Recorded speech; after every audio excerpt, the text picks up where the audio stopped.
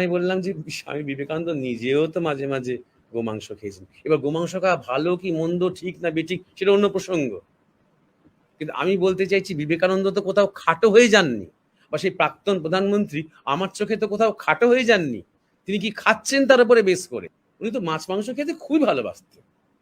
শেষ দিনও যেদিন শরীর ছেড়েছেন সেদিন ইলিশ মাছ খেয়েছেন তিনি। তখন উনি আমাকে বললেন, বিবেকানন্দের শুধু ওই খাওয়ার দিকটাই দেখছেন, বিবেকানন্দ সম্বন্ধে আর কিছু আপনার বলার নেই? অবশ্যই বলার আছে। তিনি সবাইকে মাছ মাংস খেতে বলেওছেন, গুরু ভাইরা যারা নিরামিষ খায় তাদের নয়, ইয়াং জেনারেশনকে তিনি বারবার বলেছেন বেশি করে মাছ মাংস ডিম দুধ মাখন এসব খা, শরীর তাগড়াই হবে, রজগুণ দরকার। বারবার তিনি দেশবাসী ইয়াং জেনারেশনকে এই কথাটা বলছেন। তিনি বলছেন বলে আমরা মানছি, আমি সে কথা বলছি না। আমি বলছি যে আধ্যাত্মিকতাকে পরিমাপ করতে যাচ্ছি আমরা মানুষ কি খায় আর মানুষ কি খায় না তাই দিয়ে। ভারতবর্ষের মতো একটা দেশে যেখানে আমরা আমিষ এবং নিরামিষ, প্রাণীজ প্রোটিন এবং সবজি প্রোটিন সব কিছু নিয়ে এত রিসার্চ করেছি, আমাদের ঋষিরা করেছে, আমাদের খাদ্য বিজ্ঞানীরা করেছে এবং এত কাল ধরে করেছেন, এত গবেষণা করেছেন, আমরা তাদের প্রতি খুবই অকৃতজ্ঞ হচ্ছি।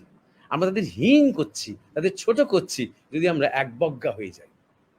আর এটা একটা গ্লোবাল এজেন্ডার সাথেও যুক্ত। পৃথিবীর এখন ভাগ্য বিধাতা যিনি, বিল গেটস, তিনি বলছেন যে মাঠে ঘাটে যত গরু মোষ আছে তারা যে ঢেকুর তোলে এবং তাদের যে বায়ু নির্গত হয় তাতে করে 6% কার্বন এমিশন হচ্ছে। এর সলিউশন কি তাহলে? গরু মোষ আর না রাখা, প্রজাতিগুলোকে শেষ করে দাও। গোমাংস তো বন্ধ করতেই হবে, তার সাথে দুধ ছানা মাখন ঘি সব বন্ধ করতে হবে, সব শেষ করতে হবে। তাহলে উপায়, যারা মাংস খেতে চায় কেমিক্যালি তৈরি করা। মিটেবলস বলে একটা কোম্পানি আছে, একদম কেমিক্যালি তৈরি করছে তারা সব রকমের মাছ মাংস তৈরি। এই একটা এজেন্ডাও আছে। কিন্তু আমরা এই নিরামিষ করতে করতে মানে এই হিন্দু ধর্ম খুব নিরামিষ এই করতে গিয়ে এই ফাঁদে যেন না পড়ে যায়। আরো একটা জিনিস হচ্ছে এই প্রাণী হত্যা ইত্যাদি ইত্যাদি নাম করে খ্রিস্টান মরালিটির বিরুদ্ধে গিয়ে প্রাণীকে শোষণ করে তার থেকে আমরা দুধ বার করছি। এসব বন্ধ করতে হবে। করতে গিয়ে ভেগান ডায়েট, অর্থাৎ এমন একটা ডায়েট যাতে করে মাছ মাংস ডিম তো থাকছেই না, দুধ ঘি বা দুধের কোনো প্রোডাক্টও থাকছে না, সয়াবিনের দই কি বা কুমড়ো কি বিন সেদ্ধ এই খেতে হচ্ছে। করতে করতে শরীর স্বাস্থ্য একদম কিন্তু পর্যুদস্ত হয়ে যাচ্ছে, বিপর্যস্ত হয়ে যাচ্ছে। যারা যারা এই পদ্ধতির মধ্যে দিয়ে গেছেন বা যাচ্ছেন তারা নিজেরাই এখন তার থেকে বেরিয়ে এসে বলছেন এটা একটা চক্রান্ত। আর তার সাথে আমাদের এখানে ভেগান চাপাতেই হবে না। যদি আমাদের মধ্যে একবার ঢুকিয়ে দেওয়া যায় যে হিন্দু, এর প্রমাণ হচ্ছে তুমি নিরামিষ খাও, তুমি জপ ধ্যান করো বা তুমি যদি প্রাণায়াম করো বা তুমি ঠাকুর দেবতাকে ভালোবাসো, তুমি যদি পূজা করো, এগুলো কোনোটাই তোমার প্রমাণ নয়। তোমার হিন্দুত্বের প্রমাণ হচ্ছে তুমি নিরামিষ খাও। নমস্কার, শুভ সন্ধ্যা। আমি বাবুলি। জিজ্ঞাসা ভিত্তিক লাইভ অনুষ্ঠানে আপনাদের সবাইকে বাসন্তী শুভেচ্ছা। আর্যাবর্তে বহু বসন্ত যুগ আগে কোনো এক পুরাকালে এক পুণ্য তিথিতে আবির্ভাব হয়েছিল শ্রীরামচন্দ্রের। ভারতবর্ষের চিরন্তন যে গতিধারা, সেই গতিধারায় পুষ্ট হতে হতে সেই শাশ্বত, সেই চির নূতন যে তিথি রামনবমী আজও আমরা পালন করি পূর্ণ আবেগ এবং বিনম্র শ্রদ্ধায়। আপনাদের সবাইকে রামনবমীর শুভেচ্ছা। এ দেশ দশাবতারের দেশ, এ দেশ সপ্ত ঋষির দেশ। এ দেশে গোধূলির আলোতে চাঁদের পিঠে অবলীলায় খেলা করে শুকতারা। এ দেশ একাধারে ধারণ করে রাখে আনন্দ এবং বেদনা। এই মর্মস্পর্শী অনুভূতির যে অনুরণন, সেই অনুরণন অনুক্ষণ যোগান আমরা যার থেকে পাই, তিনি আমাদের প্রাণপ্রিয় মহারাজ। কৃতজ্ঞতা জানাই মহারাজের কাছে। এই সপ্তাহ থেকে আমরা জিজ্ঞাসা ভিত্তিক লাইভ অনুষ্ঠান কিছুটা নব আঙ্গিকে উপস্থাপন করার চেষ্টা করব। এতদিন ধরে মূলত শ্রদ্ধেয় মহারাজ জিজ্ঞাসাগুলো নিজেই পাঠ করেছেন এবং স্বয়ং কমেন্ট বিভাগের প্রত্যুত্তর দিয়েছেন। এবার থেকে আমাদের দুজন সঞ্চালকের মাধ্যমে সে কাজগুলি সম্পাদিত হবে। মহারাজের কাছে আমরা শুনে নেব জিজ্ঞাসার মীমাংসাগুলো। মহারাজ, আজকের যে লাইভ অনুষ্ঠানের শিরোনাম, সেই শিরোনামটি চয়ন করেছেন জাগ্রত মন্দির। এই জাগ্রত মন্দিরে আমরা জিজ্ঞাসা উপস্থাপন করব। উমেশ দাকে বলবো মহারাজকে আমাদের হৃদয় মন্দিরে স্বাগত জানাতে এবং জিজ্ঞাসাগুলি উপস্থাপন করে এই মন্দিরকে জাগ্রত করতে। নমস্কার, সকলে আমার প্রণাম নেবেন। বাবুলিকে ধন্যবাদ জানাই। ইন্ডিয়ান মংস ফেসবুক পেজ এবং মরমে স্পিরিচুয়াল সোসাইটি ইউটিউব চ্যানেল থেকে যে লাইভ সম্প্রচার প্রণম্য মহারাজের সৎসঙ্গ, তার সঙ্গে যারা যুক্ত হচ্ছেন বা হবেন সমস্ত সুধী দর্শক বৃন্দকে শুভেচ্ছা জানাই। আমরা সরাসরি মহারাজকে প্রত্যক্ষ করার আগে একটু বিষয় বলে নিতে চাই। একটা বিনম্র আবেদন আছে আপনাদের কাছে, যখন মহারাজ কথা বলবেন দয়া করে আপনারা অযথা কমেন্ট লিখে সময় নষ্ট করবেন না, বা কিছু প্রমাণ করার জন্য বা কোনো প্রমোশনের জন্য কোনো রকম লিঙ্ক শেয়ার করবেন না। আপনারা নিবিষ্টভাবে শুনুন। হয়তো মহারাজের কথার মধ্যেই কোথাও লুকিয়ে রয়েছে আমাদের আপনার জীবনের পরিবর্তন, রূপান্তর। আমি সুজয়কে, আজকে যে টেকনিক্যাল দিকটা দেখছেন সুজয়, ব্রহ্মচারী সুজয়, তাকে বলবো আজকের অনুষ্ঠানে মহারাজকে প্রেজেন্স করার জন্য। সুজয়।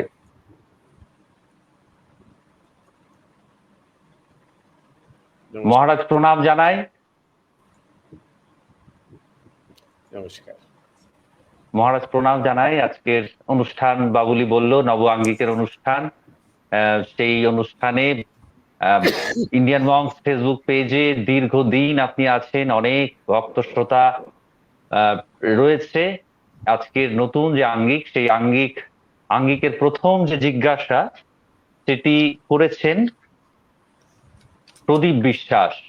প্রদীপ বাবু জানতে চেয়েছেন আপনার কাছে, প্রণাম মহারাজ, যদি নির্বিকল্প সমাধিতে দেহ চলে যায় তবে কিভাবে জাগরণ হবে? নির্বিকল্প সমাধিতে দেহ চলে যায় তবে কিভাবে জাগরণ হবে? প্রদীপ বাবুর সঙ্গে স্বাভাবিকভাবে আমাদের সকলের জিজ্ঞাসা মহারাজের কাছে এই বিষয়ে যদি মীমাংসা হয়। নমস্কার এবং উমেশ ও বাবুলি, তোমাদের স্বাগত আমাদের এই অনুষ্ঠানের নতুন আঙ্গিকে। আমরা আমাদের সাথে যারা রয়েছেন, যে সমস্ত শ্রোতা এবং দর্শক অনেক দিন ধরে, তাদের অনুরোধেই এইভাবে আমরা অনুষ্ঠানটিকে একটু অন্যরকমভাবে সাজানোর চেষ্টা করেছি। তো আপনাদের ফিডব্যাক আমরা আশা করব এবং আপনাদের সাজেশন, প্রস্তাব, যাতে করে আমরা অনুষ্ঠানটিকে আরও সুন্দর, মনোগ্রাহী এবং গতিময় করতে পারি। এবার যে জিজ্ঞাসা প্রদীপ বিশ্বাস, যে নির্বিকল্প সমাধিতে দেহ যদি চলে যায় তবে কিভাবে জাগরণ হবে। এবার প্রদীপ বিশ্বাস, নির্বিকল্প সমাধি নিয়ে আপনার কনসেপ্টটা কি? 2 নম্বর, সেটাতে আসার আগে জাগরণ বলতে আপনি ঠিক কি বোঝেন? কার জাগরণ? দেহের জাগরণ না চেতনার জাগরণ? এখন যে আমরা জাগরিত নই, সেটা আপনার কেন মনে হচ্ছে? এটা বুঝতে হবে প্রথমে। আমরা যদি ভাবি যে ভোরবেলা ঘুম থেকে ওঠা, এই যে চোখ খুললাম, এই জাগলাম, এই রকম একটা জাগরণের সাথে তুলনীয়, যেমন নির্বিকল্প সমাধি হলো, তারপর আমি চোখ খুললাম, দেখলাম বাহ, নির্বিকল্প সমাধির পর তো বাহ সুন্দর লাগছে এই জগৎটা, ঠিক সেই রকম কি ব্যাপারটা? তাই জন্য জাগরণ কথাটার মানে আগে বুঝতে হবে। আমরা কি আসলে জাগরিত নই? যোগশাস্ত্র বলছে যে আপনি, প্রদীপ বিশ্বাস, আপনি, আমি, আমরা সবাই জাগ্রত। আমরা জাগ্রত সত্তা, কিন্তু সেটা বোধে নেই। কেন বোধে নেই? একটা সীমার মধ্যে আমরা আবদ্ধ হয়ে আছি, সেই কারণে। নাম, রূপ, উপাধি, এই সীমাটা তৈরি হয়েছে দেহকে কেন্দ্র করে। সাধনার একটা পর্যায়ের পর বহু সাধকের দেহ বুদ্ধি চলে যায়, দেহকে সে অতিক্রম করে যায়।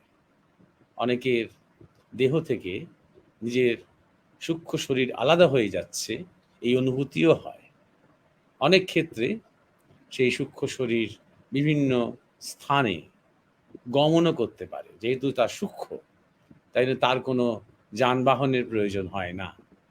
চিন্তা মাত্র, আলোর গতির চেয়েও বেশি, চিন্তা মাত্র ব্রহ্মাণ্ডের এক কোণ থেকে আরেক কোণে সে যেতে পারে, কিন্তু তখনও তার পূর্ণ জ্ঞান হয়নি, কারণ তার দেহের প্রতি তখনও মায়া আছে। যতক্ষণ পর্যন্ত তার এই মায়াটুকু আছে, ততক্ষণ পর্যন্ত তার পূর্ণ জ্ঞান আসেনি। এইবার আসছে নির্বিকল্প শব্দটাতে, যেখানে কোনো বিকল্প নেই। আমরা সাধারণত বলি যে সবিকল্প মানে সেখানে ইষ্ট আছেন, আমি আছি। আর নির্বিকল্প মানে যেখানে ইষ্ট আমি কিছুই নেই, কোনো আমি তুমিও নেই, যা আছে তাই, অর্থাৎ অস্তিত্ব। আর সেই অস্তিত্ব চৈতন্যময়, সচ্চিদানন্দ, পূর্ণ জাগ্রত। তখন দেহ থাকুক না থাকুক তাতে তার কিছু এসে যায় না, সব দেহই তখন তা সে।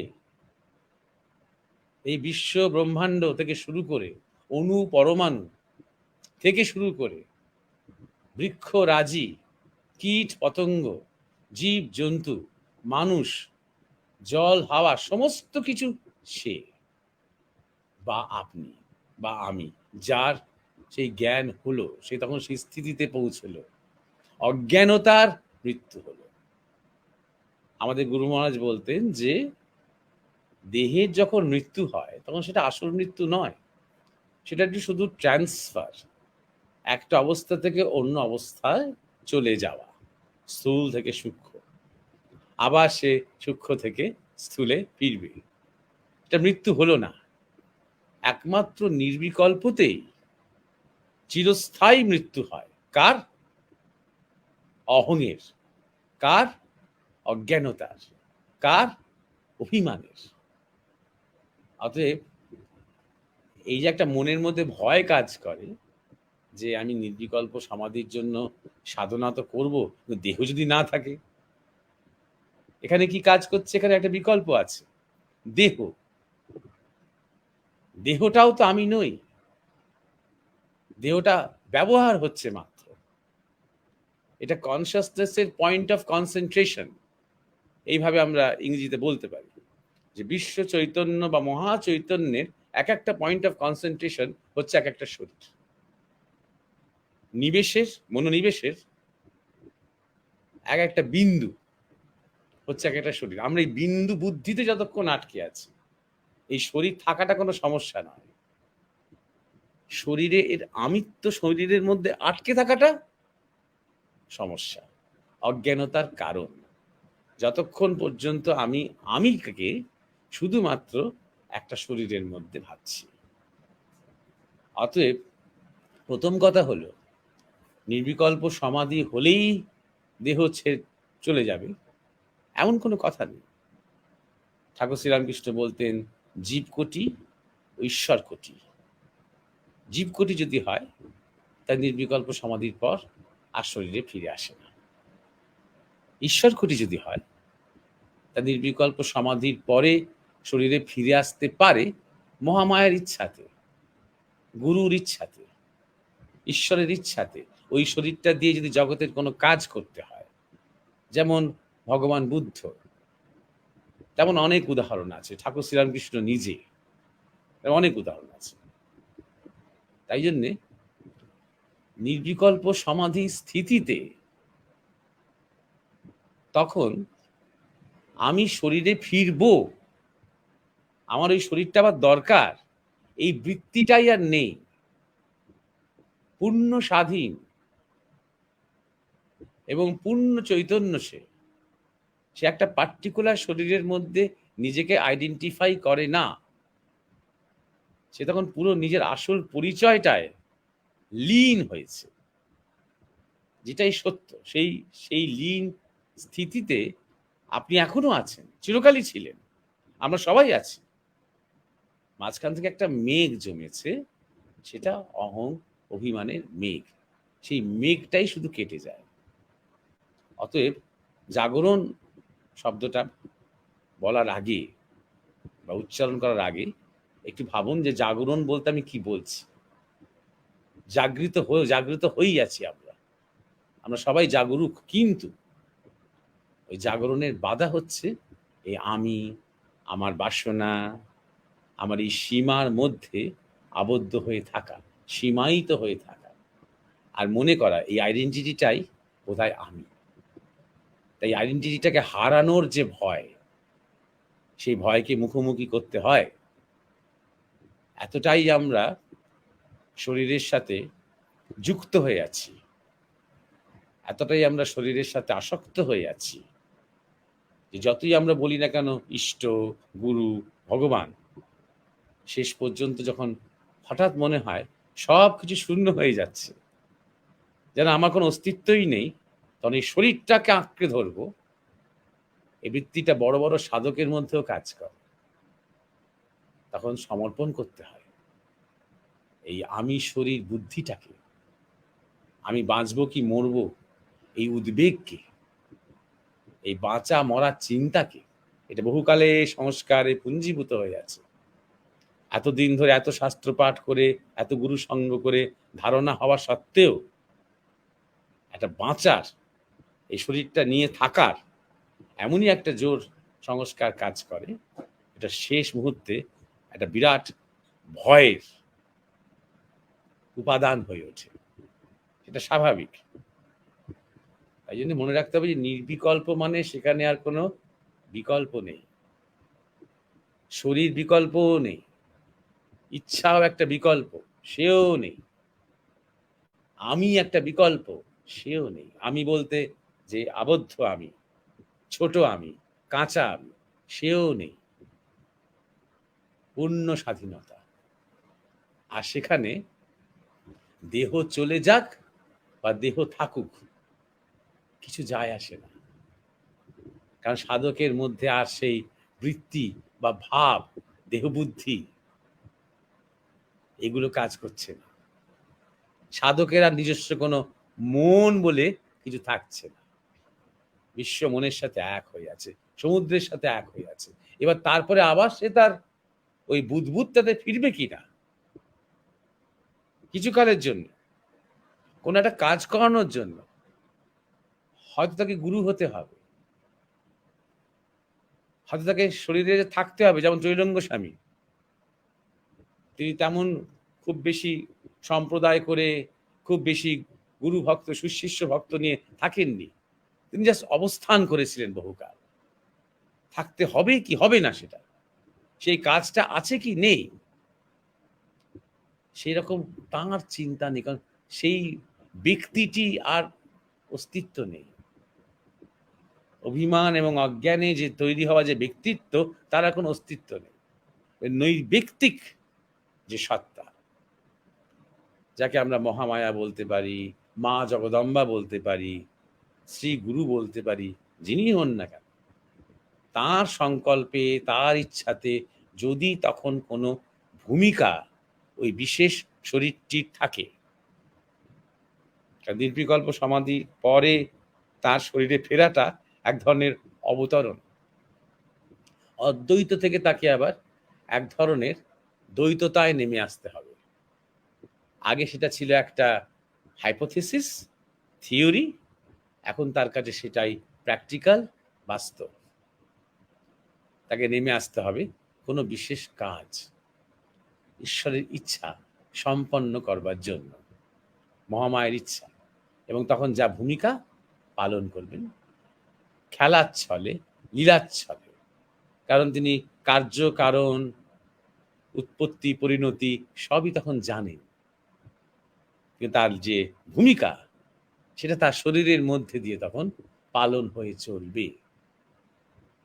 আর সে অবতরণের যে বিরাট শক্তি, ওই পূর্ণ জ্ঞানের যখন ওই শক্তি ওই শরীরটাকে আধার করে নেমে আসছে, আবার সে আগের পরিচয় নিয়ে, সেটা ভয়ঙ্কর ধাক্কা, একটা ভয়ঙ্কর বেগ।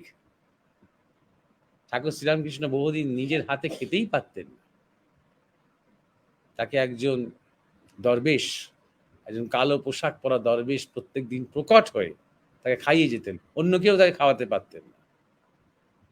আমাদের গুরু মহারাজ নির্বিকল্প সমাধির পর তিনি চোখে দেখতে পেতেন না অনেকদিন, তাকে সে সময় মোটা ফ্রেমে চশমাও পরতে হতো, তার গলা দিয়ে বেশি আওয়াজ বেরোতো না, মানে সমস্ত ইন্দ্রিয়গুলো এমন গুটিয়ে গিয়েছিল।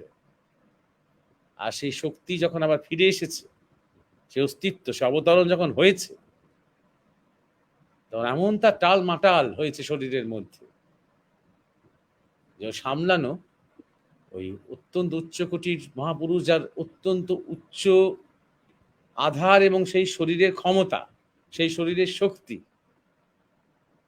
যে শরীরে অস্খলিত ব্রহ্মচর্য রয়েছে এবং অনেক দিনের প্রস্তুতি রয়েছে এবং মহামায়ের ইচ্ছা রয়েছে, তখন সেই শরীর কিছু একটা কাজ করার জন্য, ঈশ্বরের লীলার জন্য, সেই শরীর কিছু কাল হয়তো অবস্থান করতে পারে। না হলে নির্বিকল্প সব সমাধি তো ছেড়ে দিন, সবিকল্প সমাধির দিকেই যে সাধক এগিয়ে যাচ্ছেন, তার আর ওই দেহ থাকলো কি দেহ থাকলো না, এটা কাজ করে না। কারণ সেই মায়ায় সে আবদ্ধ নয়, ততদিনে সে নিজেকে দেহ নই বলে জেনে গেছে। আমরা এগুলো নিয়ে এখন আলোচনা করছি, এখন আমরা মনে মনে হয়তো মাঝে মাঝে জপ করার মতন বলছি, আমি দেহ নই, আমি মন নই ইত্যাদি বলছি। এটা আমাদের কাছে এখনো অনুমান, প্রত্যক্ষ নয়। কিন্তু যে সাধক সাধনা গতিতে অনেক দূর এগিয়ে যাচ্ছেন, তার কাছে এটা অনুমান নয়, প্রত্যক্ষ। তিনি জানেন, অতএব তিনি খোলস ছাড়ার মতন যে কোনো সময় শরীর ছাড়তে পারেন। বহু যোগীরা শরীরে থাকেন, তাদের সেই শরীরের প্রতি কোনো মায়া থাকে না, তারা বিশেষ কিছু কাজ করার জন্য শরীরে থাকেন এবং তারা বলেনও যে যখনই ইচ্ছে শরীর ছেড়ে দিতে পারি, শরীরটা ত্যাগ করতে পারি। ঠিক যেমন আমরা পুরনো জামা কাপড় ফেলে দিই নতুন জামা কাপড় পরবো বলে, বা পুরনো অনেক কিছু যেমন ঘর থেকে বার করে জঞ্জাল ফেলে দিই বাইরে, অনেকদিন ব্যবহার হয়ে গেছে, আর এর কোনো প্রয়োজন নেই। সেই রকম জ্ঞানে যখন যোগীরা পৌঁছান, তখনও নির্বিকল্প সমাধি হয়তো হয়নি তাদের, কিন্তু শরীরের থেকে নিজেকে বিচ্ছিন্ন ভাবা বা বিচ্ছিন্ন বোধ করা, এটা অনেক আগেই হয়ে গেছে তাদের। অতএব মনে রাখতে হবে যে দেহ বুদ্ধিকে অতিক্রম করার জন্যই কিন্তু সাধনার প্রথম স্তর। তারপরে বাসনা বুদ্ধিকে অতিক্রম করতে হবে, তারপরে অহং বুদ্ধিকে অতিক্রম করতে হবে। কিন্তু প্রথম হচ্ছে দেহ বুদ্ধি, আমি দেহ, দেহ বুদ্ধি মানে আমি দেহ। অতএব এই ভয়টা মনে রাখলে চলবে না। আর জাগরণের সাথে দেহের কোনো সম্পর্ক নেই। প্রথমেই বললাম যে জাগরণ কোথায় হয়? জাগরণ তো চেতনায় হয়। আর দেহ দিয়ে আমরা কি করি? দেহ দিয়ে আমরা এই যে জগৎ, এই জগতের সাথে সম্পর্ক তৈরি করি। সুতরাং জাগরণ যখন হচ্ছে, প্রকৃত জাগরণ, অর্থাৎ যখন নিজের আমির মরণ হচ্ছে, যখন সে দেখছে যে এইবার জাগরণ হলো তা নয়, জাগ্রত আমি হয়েই আছি, এই জ্ঞানটা যখন হলো, তারপর তার জগতের সাথে কোনো রিলেশনশিপ তৈরি করা, আলাদা করে কোনো নিজস্ব বৃত্তি তার থাকবে না। কারণ এই জগৎ, বিশ্ব, ব্রহ্মাণ্ড, চেতনা, চৈতন্যর সাথে তিনি ওতপ্রোত। তিনি তখন একীভূত, বিচ্ছিন্ন নন। এখন তো আমাদের এইটাই তো প্রধান সমস্যা, যে আমরা সবকিছু থেকে নিজেদেরকে আলাদা মনে করি। আমরা মনে করি ব্রহ্মাণ্ড এবং আমি, ঈশ্বর আমি, আলাদা আলাদা ভাবছি সবসময়। ওই গাছ আর এই আমি, এই জগৎ আমি, এই জগৎ আমাকে বোঝে না, এই যে আমি জগৎ থেকে আলাদা করছি। এই সমাজ ভালো নয়, আমি সমাজের সাথে মিশতে পারছি না, সবকিছু থেকে আমি নিজেকে আলাদা করছি, কারণ আমাদের জ্ঞান নেই। এই জ্ঞানটাই যখন হয়ে যাবে যে কোনো কিছুর থেকে আমি আলাদা নই, আমি ওই একটাই অস্তিত্ব, একই অস্তিত্ব, তখন আর দেহ নিয়ে সেন্টিমেন্ট থাকবেই না, ওটা অজ্ঞানীদের সেন্টিমেন্ট।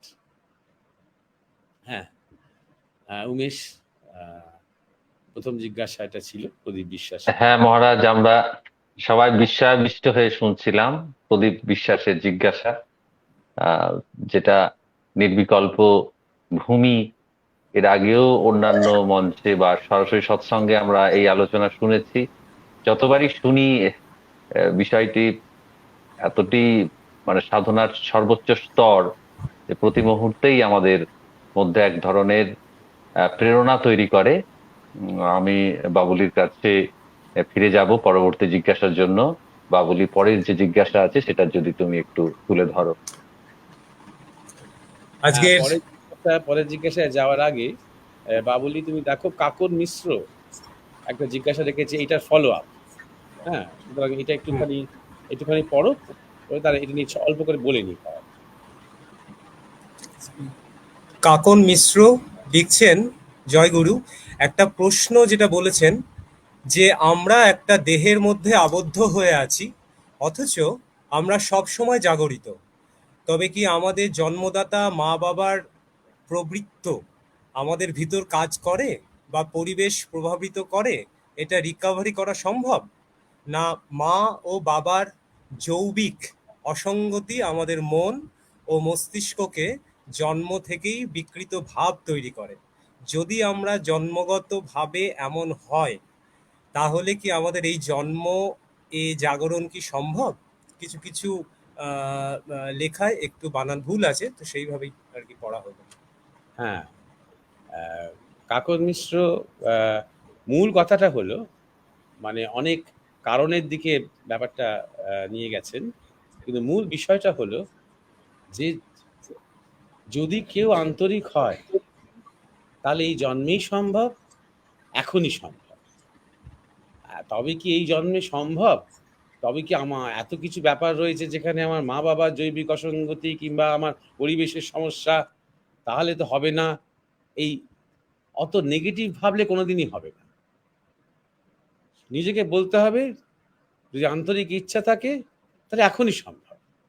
এই মনুষ্য শরীর রয়েছে, এবং এই মনুষ্য শরীরের মধ্যে আর যাই থাক না কেন, যতই জট থাক, যতই পরিবেশের সমস্যা থাক, কিংবা জন্মান্তরের অনেক সংস্কার থাক, যাই থাক না কেন, কিন্তু আমার শরীরের মধ্যে সেই সম্ভাবনা রয়েছে, আমার শরীরের মধ্যে সেই প্রযুক্তি রয়েছে, আমার শরীরে সেই শক্তি রয়েছে। অতএব চেষ্টা করে দেখি না, সেই শক্তিগুলোকে জাগানোর চেষ্টা করি না, অ্যাক্টিভেট করি না, তারপর দেখা যাক না। পরিবেশ যেতে, মা বাবার জেনেটিক সমীকরণ যেতে, পূর্বপূর্ব সংস্কার যেতে, না আমার মনের ইচ্ছা, আমার মনের বল, আমার গুরু শক্তি, আমার সাধনার তেজ, কোনটা যেতে? এইভাবে এগিয়ে যাও। হ্যাঁ, এরপরে জিজ্ঞাসা। আমরা দ্বিতীয় জিজ্ঞাসাতে যাব। দ্বিতীয় জিজ্ঞাসা রেখেছেন অনিন্দ বণিক। তিনি জানতে চেয়েছেন, মহারাজ, প্রার্থনা করার সঠিক নিয়ম কি? হ্যাঁ, ধন্যবাদ বাবুলি, আর ধন্যবাদ অনিন্দ বণিক। দেখো, তোমার কোনো একজন প্রিয়জন হাসপাতালে একদম মরণ বাঁচন লড়াই করছেন। ডাক্তার বললেন এসে তোমাকে যে দেখি এখন 72 ঘন্টা কিছুই বলতে পারছি না, প্রার্থনা করুন। তুমি কি বলবে? ডাক্তারবাবু, এই প্রার্থনাটা সঠিক নিয়ম কি? তুমি বলবে কি? প্রথমেই তো নিয়ম কেন? এই ডাক্তার যখন প্রেসক্রিপশন দেন তখন একটা নিয়ম থাকে যে এই ওষুধটা সকালবেলা ঠিক 8টার সময় খাবে, এইটা ব্রেকফাস্টের পরে খাবে, এটা আর্ধেকটা লাঞ্চের আগে আগে খাবে, আর্ধেকটা ডিনারের পরে খাবে, আর এই ঘুমের ওষুধটা রাত্রিবেলা শোয়ার আগে খাবে। এইরকম এটা 5 দিন খাবে, তারপর 3 দিন গ্যাপ দেবে, তারপর অমুক দিন শুরু করবে। এইসব প্রেসক্রিপশন দেওয়ার সময় যখন পুরোহিত বা পণ্ডিত মশাই কিছু প্রেসক্রিপশন দিচ্ছেন, নিদান দিচ্ছেন, কোনো যজ্ঞ করবেন বা কোনো আচার করবেন, কোনো কোনো জায়গাকে হয়তো পাপ মুক্ত করবেন, তখন তিনি অনেক বিশাল লিস্ট করে দেবেন, অনেক নিয়ম বলে দেবেন যা পালনীয়। আমরা প্রথমেই নিয়ম জানতে চাইছি কেন? আমরা বড্ড বেশি নিয়ম ভালোবাসি আমরা। নিয়ম মানেই হচ্ছে সবার জন্য এক কিছু একটা বলতে হবে, যাতে পৃথিবী বিশ্ব শুদ্ধ সবাই, অনিন্দ জানাই হোক কিংবা আরমান্ডাই হোক কিংবা আফ্রিকার কোনো আদিবাসী হোক, সবাই একরকম প্রার্থনা করবে। সবাই এই করতে গেছি তো আমরা এতকাল ধরে। প্রথমত প্রার্থনাটা কি? কিসের প্রার্থনা? কাকে প্রার্থনা? এবং কেন প্রার্থনা? এই জিজ্ঞাসাটা তো আগে হওয়া উচিত। এই জগতের আমাদের যত শাস্ত্র প্রার্থনা দিয়েই শুরু। এবং জগৎকে সত্যি কথা বলতে কি, আধুনিক যে জগৎ, তাকে প্রার্থনা করতে শিখিয়েছেন যীশুখ্রিস্ট। এটা আমাদের গুরু মহারাজ স্বামী পরমানন্দ বলতেন যে তিনি যা কিছু তার মনে হতো তিনি ফাদারকে জানাতেন, অর্থাৎ মাই ফাদার ইন হেভেন, তার স্বর্গীয় পিতাকে জানাতেন। ঠিক যেমন ঠাকুর শ্রীরামকৃষ্ণ যা কিছু হচ্ছে তার মাকে জানাচ্ছেন, মা ভবতারিণীকে জানাচ্ছেন। তার যা কিছু মনে হতো যিশু জানাতেন। এবং শেষ পর্যন্ত কেন তার প্রার্থনা সুন্দর, শেষ পর্যন্ত যখন তিনি বুঝতে পারলেন যে তাকে ধরা হবে, অত্যাচার করা হবে, ক্রুশবিদ্ধ করা হবে, তখন তিনি ছোট্ট টিলার উপরে উঠে ফাদারের কাছে প্রার্থনা করে জিজ্ঞাসা করলেন, এইটা ছাড়া অন্য কোনো কি উপায় নেই? এইটাই কি একমাত্র পরিণতি? তখন ফাদার বললেন, মানে গড বললেন, হ্যাঁ, এটাই আমার ইচ্ছা। যিশু বললেন, দাই উইল বি ডান, তোমার ইচ্ছাই পূর্ণ হোক। এটাই সাধকের অন্তিম প্রার্থনা, এটাই যার প্রকৃত ভক্ত, এটাই অন্তিম প্রার্থনা, এটাই সমর্পণ, এটাই শরণাগতি। আমার ইচ্ছা আমার ইচ্ছা আমার ইচ্ছা করে করে এতদিন ধরে আমি চলেছি, এবার আর আমার ইচ্ছা নিয়ে আমি আর আনবো না মাঝখানে, তোমার ইচ্ছা পূর্ণ হোক, তোমার ইচ্ছা। ব্যাস, যেন আমি কথাটা মুক্ত হয়ে গেলাম এখান থেকে। এবার বাসনার এই বিবর্তন হচ্ছে প্রার্থনা।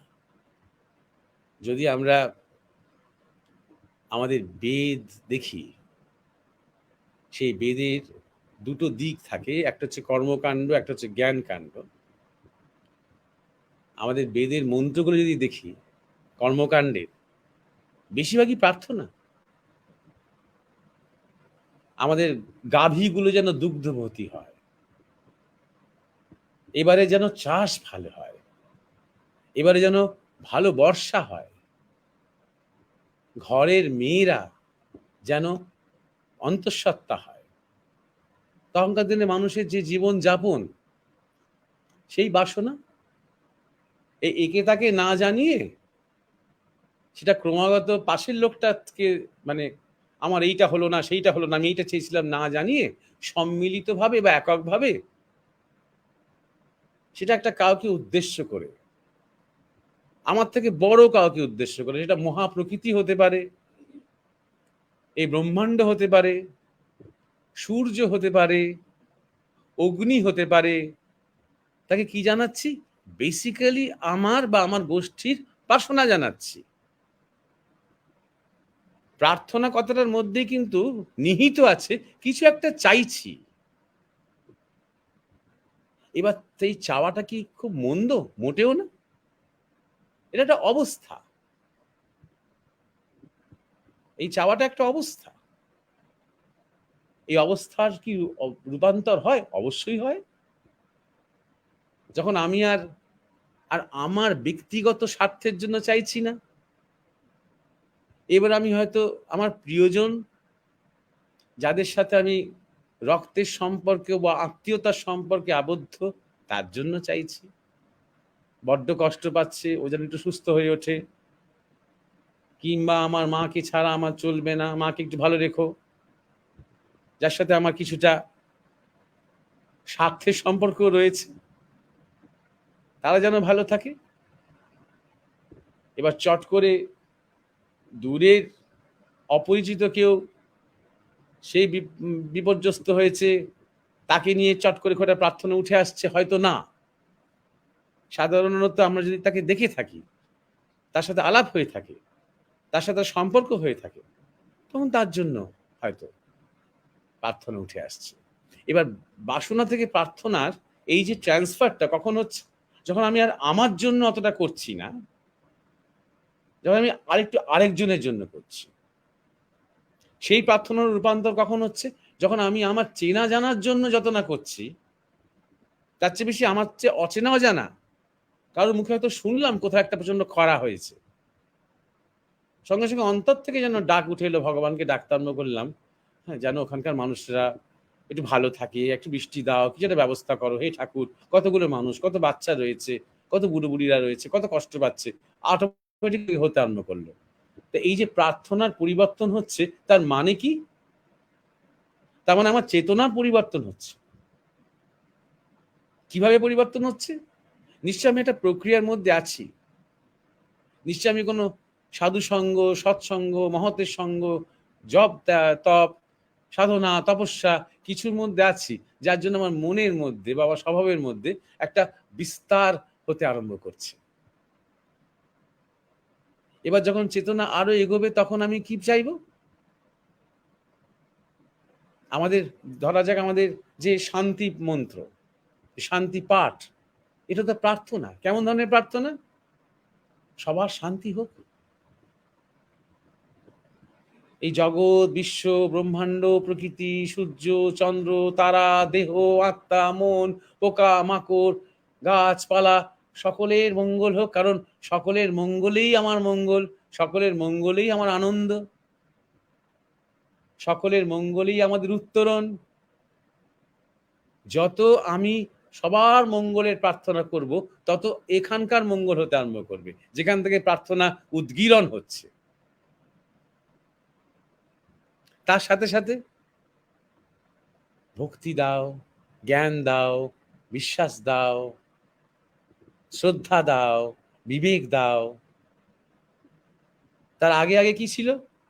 কেরিয়ার দাও, ডিগ্রি দাও, চাকরি দাও। নরেন্দ্রনাথ দত্ত গেলেন, ভবতারিণী মন্দিরে ঢুকলেন, ওই করতেই গেলেন, ঠাকুর জোর করে পাঠালেন যে তুই বল, তোর একটা উপার্জনের রাস্তা দরকার, তুই বল, তো যেন একটা উপার্জনের রাস্তা হয়। আর নরেন্দ্রনাথ নিজের জন্য নয়, এমন নয় যে আমার বন্ধু বান্ধবরা সব চাকরি পেয়ে গেল, আমি এখনো বেকার বসে আছি, তার জন্য কিন্তু নয়। মায়ের ছেঁড়া কাপড় দেখতে পাচ্ছি না, তার অন্য রকমের চেতনা। তার জানি বাড়িতে চাল নেই, আমি আমি আমার নেমন্তন্ন আছে বলে বেরিয়ে যাচ্ছি বাড়ি থেকে, যাতে মাকে অপ্রস্তুত না পড়তে হয়। মা নিজে উপোস করে থাকতে পারেন, কিন্তু ছেলেটা উপোস করে আছে, এটা মা সহ্য করতে পারবেন না। এই কারণে তিনি চাকরি খুঁজছেন।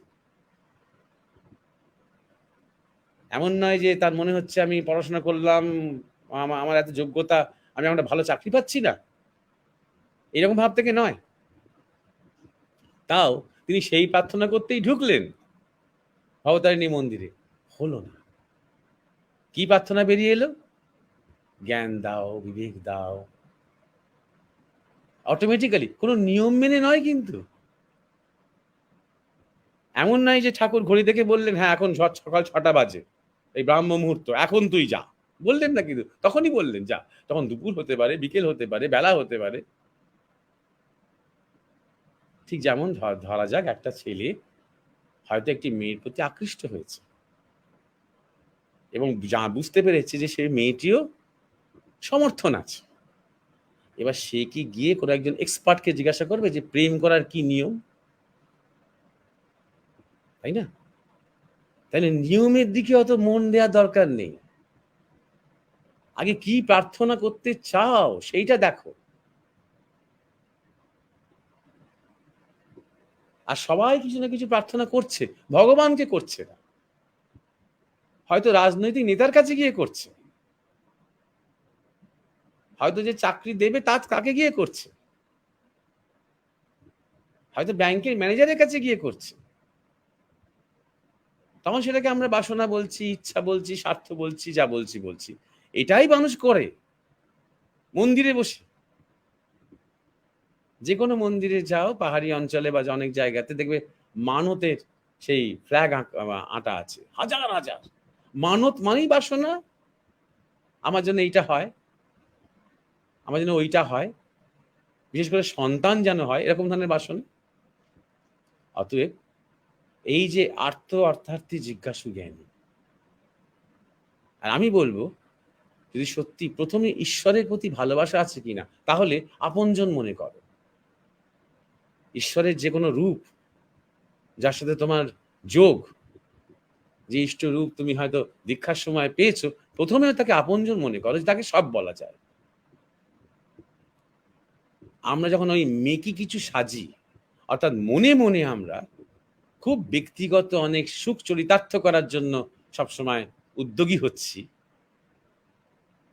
আর কোথাও একটা গিয়ে সম্মিলিতভাবে সবাই শান্তি দাও কল্যাণ দাও করে যাচ্ছি, এই হিপোক্রিসিটা কিন্তু সবার চোখে পড়বে না। বেশিরভাগই লোকে ভাববে আহা কি ভালো, কি মহৎ, কিন্তু যার কাছে প্রার্থনা করছো তিনি কিন্তু ঠিক বুঝতে পারছেন যে আসলে তোমার মধ্যে কি চলছে, তাই না? অতএব তাই জন্য বলছে আপনজন মনে করো। আমি নিজেই শান্তি এখনো পাচ্ছি না, অশান্তিতে ছটফট করছি, এবার বিশ্ব শান্তির জন্য প্রার্থনা করতে বসছি, এই হিপোক্রিসিটা করো না। তাহলে আগে নিজের গতিপথটাকে দেখো, ইষ্টকে আপন মনে করো, যে তার মধ্যে থেকে স্বার্থপরতার মধ্যে দিয়ে চাওয়াগুলো আসে তাই আসুক, বলো তাকে দেখো স্বার্থপরের মতন তোমার কাছে এইটা চাইছি, অমুককে একটু সুস্থ করে দাও, তাই বলো। কিন্তু এই যে সরলতা, এইটা দরকার। এই সরল যে, তার মধ্যে পরিবর্তনের সম্ভাবনা খুব দ্রুত, হওয়ার সম্ভাবনাটা খুব বেশি। যে স্বীকার করছে, যে নিজেকে স্বচ্ছতার সাথে দেখতে পাচ্ছে,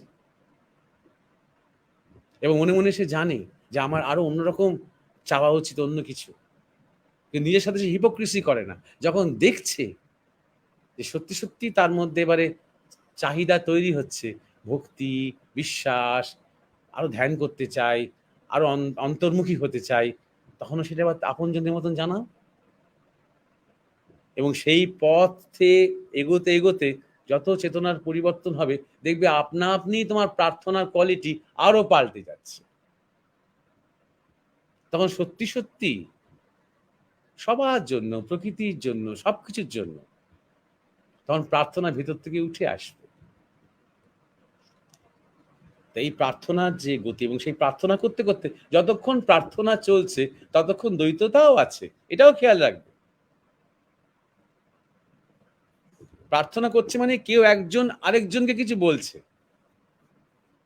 একটা কমিউনিকেশন। তাই যখন আর দ্বৈততা নেই, যখন অদ্বৈত ভূমিতে, তখন আর কে কাকে কি বলবে, তখন তুমি সেই স্থিতি,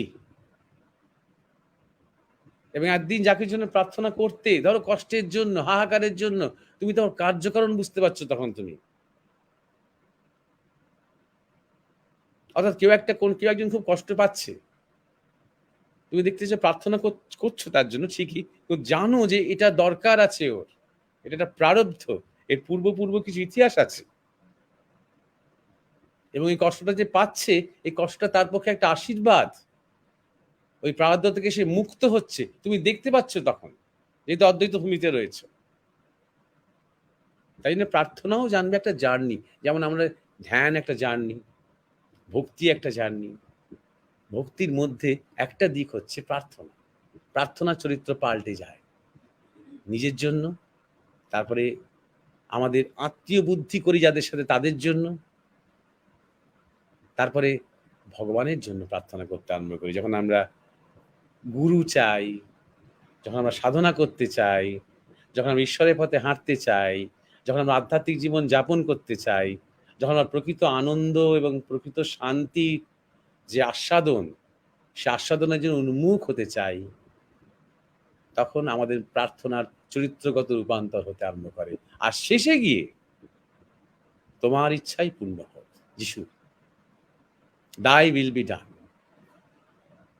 এখানে যিশুর ক্ষেত্রে এটা খুব ইম্পর্টেন্ট, কারণ তিনি চোখের সামনে দেখতে পাচ্ছেন ভয়ঙ্কর অত্যাচার, তিনি চোখের সামনে দেখতে পাচ্ছেন কিভাবে তাই ক্রুশবিদ্ধ করা হবে, কিভাবে তাকে চাবুক মারা হবে, মাথায় কাঁটার মুকুট পরানো হবে, এই জ্যান্ত অবস্থায়, সজ্ঞান অবস্থায় তার হাতে পায়ে পেরেক মারা হবে, সেই ক্রসের সাথে আটকানো হবে তাকে, তিনি দেখতে পাচ্ছেন। আর যিনি সবকিছু অঘটন ঘটন পট, এখানে পটিয়সী নয়, সেই গড, যিনি সব করতে পারেন, অসম্ভবকে সম্ভব করতে পারেন, তাকে যে জানতে চাইছেন যে এটা ছাড়া কোথাও তখনো পর্যন্ত একটা স্বাভাবিক একটা শরীর যেহেতু আছে, আমি বলবো না যে ভয় করছে, কিন্তু এই মর্মান্তিক, এই ভয়ঙ্কর, নিদারুণ এই এই এই এই সিনটা, এই দৃশ্যটা প্লে আউট হওয়া দরকার আছে খুব। এছাড়া কি মানুষের মুক্তির পথ খুলবে না? যখন গড বলছেন না এটাই আমার ইচ্ছা, তখন যিশু বলছেন দাই উইল বি ডান। কত কঠিন এই বলা, ওই ইচ্ছার কাছে সমর্পণ করা। তাই জন্যে এইটাকে একটা বেঞ্চমার্ক ধরা হয়েছে, এটাকে একটা স্ট্যান্ডার্ড ধরা হয়েছে যে এইটাই সমর্পণ, একটা চরম প্রার্থনা, একটা চরম অবস্থা। তো এইভাবে প্রার্থনা যে বিবর্তন, সেইটা বলার চেষ্টা করলাম। এইবার সবকিছুর মতনই স্থান, কাল এবং পাত্র গুরুত্বপূর্ণ। যেমন ধরো ধ্যান করা কখন ভালো? ব্রাহ্ম মুহূর্তে। ঠিক তেমনই প্রার্থনা করা সবচেয়ে কখন ভালো? ব্রাহ্ম মুহূর্তে। যে কোনো কাজ, যে কোনো ভালো কাজ, শুভ কাজ, পড়াশুনো করা, অধ্যয়ন করা, পাঠ করা কখন ভালো? ব্রাহ্ম মুহূর্তে। যারা সঙ্গীত চর্চা করছেন, সঙ্গীত সাধক সাধিকা, রেওয়াজ করা কখন ভালো? ব্রাহ্ম মুহূর্তে। ব্রাহ্ম মুহূর্ত মানে ভোর, উষা লগ্ন, সন্ধ্যের মুখটাতে, গোধূলি বেলা, এগুলো ব্রাহ্ম মুহূর্ত। স্থান, তোমার ধরো তুমি বাথরুমেও প্রার্থনা করতে পারো, অথবা তুমি ঠাকুর ঘরে করতে পারো। কোথায় করা ভালো? বলাই বাহুল্য ঠাকুর ঘরে। কেন? কারণ সেখানে নিত্য হয়তো পুজো হয়, ধূপ জ্বালে, শাঁখ বাজে, সেখানকার ভাইব্রেশন ভালো।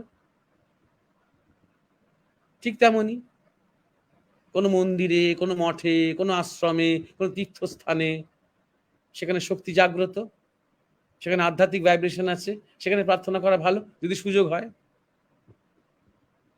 এবং পাত্র, কে করছে, এখানে তুমি কেমন, তুমি কি চাও, তার উপর নির্ভর করছে। এই স্থান কাল পাত্র, এই স্থান কাল পাত্রটাকে বুঝে নিয়ে নিজের কমন সেন্স ব্যবহার করো এবং সরল হও। ভগবানের সাথে, ঠাকুরের সাথে, ব্রহ্মাণ্ডের সাথে ওইখানে কোনো কপটতা করো না, করলে তোমার নিজের সাথে করছো তুমি। ভেতর থেকে সত্যি সত্যিই যা উঠে আসবে সেটাই তাকে বলো, সেটা অ্যাকসেপ্ট করা, রিজেক্ট করা তার ব্যাপার। এইভাবে এগো। হ্যাঁ, বাবুলি আমরা প্রার্থনা করার সঠিক নিয়ম কি, এই জিজ্ঞাসার মীমাংসা মহারাজের কাছে জানতে গিয়ে আমরা জানলাম প্রার্থনার নিয়ম ভাঙার কলা। আমরা মহারাজের কাছে জানতে পারলাম যাকে প্রার্থনা করা হচ্ছে তার প্রতি সরল ভালোবাসা আছে কিনা, সেটাই গুরুত্বপূর্ণ। মুমূর্ষু রোগীর জন্য প্রার্থনা নির্দিষ্ট কোনো নিয়ম হয় না। গুরু মহারাজের কাছে জেনেছি আমরা, গুরু মহারাজ বলেছেন প্রার্থনা শিখিয়েছেন যীশু খ্রিস্ট যখন তার পিতার কাছে তিনি প্রার্থনা করতেন। প্রার্থনা শিখিয়েছেন ঠাকুর শ্রীরাম কৃষ্ণ যখন তিনি প্রার্থনা করতেন মা ভবতারিণীর কাছে। সমর্পণই হলো প্রকৃত প্রার্থনা, তোমার ইচ্ছা পূর্ণ হোক। আমরা চলে যাব তৃতীয় জিজ্ঞাসায়। উমেশ দাকে বলবো তৃতীয় জিজ্ঞাসা। তার আগে তোমরা একটু কমেন্টস গুলো ফলো করছো না, এগুলো লক্ষ্য রাখতে হবে। চন্দ্রশেখর রায় একটা ফলো আপ কোয়েশ্চেন এটার সাথে করেছে, নিঃস্বার্থ প্রার্থনার ক্ষেত্রে প্রারব্ধ কর্মের প্রভাব কি? প্রার্থনা যিনি করেছেন তার উপর পড়ে কি? একটু প্রশ্ন অন্যভাবে পড়তে হবে। নিঃস্বার্থ প্রার্থনার ক্ষেত্রে প্রারব্ধ কর্মের প্রভাব কি প্রার্থনা যিনি করেছেন তার উপরে পড়ে? নিঃস্বার্থ প্রার্থনা যিনি করবেন তিনি নিঃস্বার্থ প্রার্থনা করবেন। তার প্রারব্ধ কি এবং তার প্রভাব পড়বে কিনা, তার প্রারব্ধ কমবে কিনা, বাড়বে কিনা, সেটা নিয়ে ভাবার তার কোনো প্রয়োজন। নিঃস্বার্থ মানেই তাই, ১ নম্বর। ২ নম্বর কথা হচ্ছে প্রারব্ধ মানেই মন্দ নয়। আমি যদি একটা ধরা যাক সুস্থ শরীর পেয়ে থাকি, যে শরীর খুব বেশি রোগে ভোগে না, এটাও কিন্তু প্রারব্ধ। আরেকজন একটা শরীর পেয়েছে ছোটবেলা থেকেই, তার নানা রকম রোগ, ব্যাধি, জটিলতা তার শরীরের মধ্যে রয়েছে, এটাও কিন্তু প্রারব্ধ। আমি যদি এমন মা বাবা পেয়ে থাকি যে মা বাবা খুব ভক্তিপরায়ণ, এটা কিন্তু আমার প্রারব্ধ, ভালো প্রারব্ধ। এমন যদি মা বাবা পেয়ে থাকি যে মা বাবা খুব জড়বাদী, ভোগবাদী, সেটাও কিন্তু প্রারব্ধ।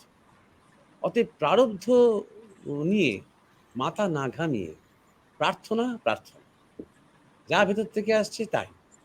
আর নিঃস্বার্থ মানেই সে নিশ্চয়ই ভাববে না যে আমি এই নিঃস্বার্থ প্রার্থনা করলে আশা করি আমার প্রারব্ধটা একটু কমবে, তাহলে তার নিঃস্বার্থ থাকলো না, তা সে প্রারব্ধের মধ্যে একটা স্বার্থ চলে এলো, তাই না? এটা এটা খেয়াল রাখতে হবে। এমন আমরা অনেক জানি যে ঠাকুর শ্রীরামকৃষ্ণ ক্যান্সারে আক্রান্ত, সেটা তার প্রারব্ধ নাকি তিনি মানুষের পাপ নিয়েছেন সেটা আলাদা কথা, কিন্তু সেই অবস্থায় তিনি অপরের জন্য প্রার্থনা করছেন। সে অবস্থায় তিনি যখন খবর পাচ্ছেন কেউ অসুস্থ বা খবর পাচ্ছেন কেউ কষ্টের মধ্যে আছে, তিনি তার জন্য প্রার্থনা করছেন। আমাদের রমণ মহর্ষি, তারও ক্যান্সার হয়েছে, তাকে ডাক্তার উঠতে বা কথা বলতে বারণ করেছে, কিন্তু দূর থেকে যখন কোনো ভক্ত এসেছে তার কাছে, সেই অবস্থায় তিনি বলেছেন হ্যাঁ দেখা করুন, আসুন না, কি আছে, শরীর তো, শরীর তো যাবেই। তো তার এত দূর থেকে আসা, তার যে এত কষ্ট করে আসা, অতএব প্রারব্ধ নিয়ে অত চিন্তিত সাধক হবেন কেন? আর প্রারব্ধকে জয় করতে হবে, প্রারব্ধকে খণ্ডন করতে হবে, প্রারব্ধকে অতিক্রম করতে হবে, একজন প্রকৃত ভক্ত, প্রকৃত সাধক এইভাবে ভাবে না। সেভাবে যাই হোক না কেন আমি ভয় পাবো না, প্রারব্ধ যাই হোক, মৃত্যু আসুক, দুঃখ আসুক, কষ্ট আসুক, রোগ আসুক, অ্যাক্সিডেন্ট আসুক, বিপর্যয় আসুক, দুর্নাম আসুক, কুৎসা আসুক, যে কাজটা আমার করার আমি সেটা করে যাব। ঈশ্বরের পথে এগোনোর কাজ, অবিচলিত থাকবো সেই কাজে। এবং তার মধ্যে থেকে যখন প্রার্থনা আসবে, সে সেই প্রার্থনা করে যাবে, সে অপরের জন্য কি, সমাজের জন্য কি, আগামীর জন্য কি, ভবিষ্যতের জন্য। স্বামী বিবেকানন্দকে তো কত মানুষ কত সমালোচনা করেছেন তার জীবদ্দশায়, এখনো করে। তবে এখন ওই কয়েকটা ইন্টেলেকচুয়ালের মধ্যে সীমাবদ্ধ, গোটা পৃথিবী বেশিটাই তাকে পুজো করে। তখন তা ছিল না, তখন বেশি সমালোচনাই হয়েছে তার উপরে, তার অন্তরঙ্গ প্রিয়জন কিছু মানুষ ছাড়া। তার থেকে একবারও কি তিনি ভেবেছেন ধুর, যাদের জন্য এত করলাম, যাদের জন্য এত ভাবলাম, যে দেশটার জন্য এত চোখের জল ফেললাম, তারা আমার সাথে এরকম করলো? চুলোয় যাক এই দেশ, উচ্ছন্নে যাক, একবার ভাবলেন? তিনি নিরন্তর প্রার্থনা করে গেলেন। আর এই প্রার্থনা করছি বলে তাহলে কি আমার এই যে কষ্টটা হচ্ছে শরীরে, সেই কষ্টটা কি কমবে আমি নিঃস্বার্থ প্রার্থনা করছি বলে? এই ভাবনাটা তাদের মধ্যে থাকে না। হ্যাঁ, এরপরে জিজ্ঞাসা বাবুলি। হ্যাঁ মহারাজ, এরপরে যিনি জিজ্ঞাসা করেছেন তার নাম হলো শুভঙ্কর সি। তিনি জানিয়েছেন মহিষাসুরের যে প্রতিমূর্তি মানবাসুর রয়েছেন তার সম্পর্কে আমি কিছু জানতে চাই, প্রণাম। শুভঙ্কর সি জানিয়েছেন মহিষাসুরের যে প্রতিমূর্তি মানবাসুর রয়েছেন তার সম্পর্কে আমি কিছু জানতে চাই, প্রণাম। হ্যাঁ, শুভঙ্কর সি, হ্যাঁ, মহিষাসুর প্রথমত তিনি অসুরদের সর্দার, অসুরদের প্রধান নেতা। এবার পৌরাণিক ঘটনাটা তো সবাই জানে যে দেবতাদের স্বর্গ থেকেই একদম তাড়িয়ে দিচ্ছে অসুররা, এত শক্তিশালী সেই অসুর। তারপর দেবতারা সেই তাহি মধুসূদন, তারা তখন এর কাছে যাচ্ছেন, তার কাছে যাচ্ছেন, সব বড় বড় দেবতাদের কাছে যাচ্ছেন, যারা মহাদেব, বিষ্ণু। তখন সব দেবতাদের কনফারেন্স হলো, সেই দেবতাদের সম্মিলিত শক্তিতে মা দুর্গার আবির্ভাব হলো। তারপরে অসুর দুর্গার দ্বৈরথ ইত্যাদি, এবং শেষ পর্যন্ত অসুর বিনাশ হলেন। এটা আধ্যাত্মিক যে বা আমাদের যে দেহতত্ত্ব অনুযায়ী তার যে ব্যাখ্যা, সেটা হচ্ছে যে মহিষাসুর হচ্ছেন অহংকারের প্রতীক। এই দেবতা হচ্ছে আমাদের যত সদ্গুণ। এবার গুণ মানে কিন্তু ট্যালেন্ট নয়, সদ্গুণ। ট্যালেন্ট আলাদা। কেউ একজন খুব ভালো কাব্য লিখতে পারে, তার মানেই যে সে একজন দেবতা তার নাও হতে পারে, বা সেটা যেটা দেবগুণ তা নাও হতে পারে। সে কবিতা লিখে হয়তো 5,000 লোককে জাগিয়ে একদম তাদেরকে খুনি বানিয়ে দিল, তাও হতে পারে। সুতরাং ট্যালেন্ট বলতে এখানে গুণ বলা হচ্ছে না। এখানে সদ্গুণ মানে হচ্ছে আমাদের স্বভাবের মধ্যে যা কিছু যা আমাদের জীবনকে ঊর্ধ্বমুখী করে, আমাদের জীবনকে সুন্দর করে, আমাদের সম্ভাবনাগুলোকে উপলব্ধি করার পাথেয় যেগুলো, যেমন বিবেক, শ্রদ্ধা, ধৈর্য, বিনম্রতা, সদাচার ইত্যাদি, এইগুলো হচ্ছে সদ্গুণ। আর অহং, আগেই বললাম, অসুর। আর অহংকে আশ্রয় করে চাহিদা, চাওয়া। আমাদের যত ইচ্ছা, চাহিদা, বাসনা সবকিছু কিন্তু অহংকে কেন্দ্র করে। আমার এইটা চাই। এখানে এইটা চাইটার শক্তি বাড়ছে কেন? কারণ আমার আছে পেছনে, তাই জন্য। এই যখন অহং যখন কারোর মধ্যে প্রবল হয়ে ওঠে, একটা তথাকথিত এমনি ভালো মানুষের মধ্যেও, তখন এতদিনকার সদ্গুণগুলো এত সেজে গুজে ভালো থাকছিল, তারা সব তোলপাড় হয়ে যায়, স্বর্গচ্যুত হয়ে যান দেবতা। আমি খুব ভালো থাকার চেষ্টা করছি, কারোর সাথে ঝগড়া করছি না, একটু অভিযোগ করছি না, একটুও নালিশ করছি না, মুখ দিয়ে একটাও খারাপ শব্দ বলছি না, বেশ ভালো আছি, নিজেকে আমার বেশ ভালো লাগছে, আমি পিঠ চাপড়ে নিজেকে বলছি গুড, ওয়েল ডান, এগোচ্ছে ভালো। কেউ একটা বেফাস উল্টো পাল্টা কথা আমাকে বলল আমার চরিত্র নিয়ে, কিংবা আমার ফ্যামিলি নিয়ে, কিংবা আমার ধর্মমত নিয়ে, কিংবা আমার বিশ্বাস নিয়ে, ব্যাস দুম করে রেগে গিয়ে এমন কিছু ঘটালাম সেই দিনটা ধরে।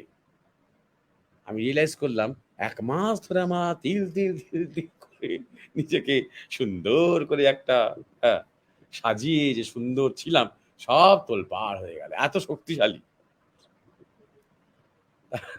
এই অহং, এই অহং বা এই চাহিদা কি আমরা শুধুমাত্র সৎ বাসনা, শুধু ধৈর্য দিয়ে কি পারবো অতিক্রম করতে? কার ধৈর্য? সেটাও তো অহংয়েরই।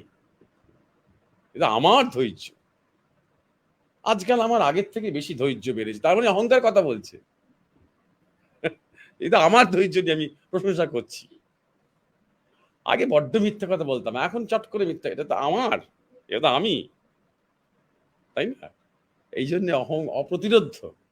তাই শক্তি দরকার। এই অহংকে যদি জব্দ করতে হয়, এই অহংকে যদি মানে যুদ্ধে হারাতে হয়, তাই আমার প্রয়াস দিয়ে হবে না, আমার পুরুষকার দিয়ে, আমার যে ছোট্ট যে আমার ব্যক্তি চেতনার যে পুরুষকার,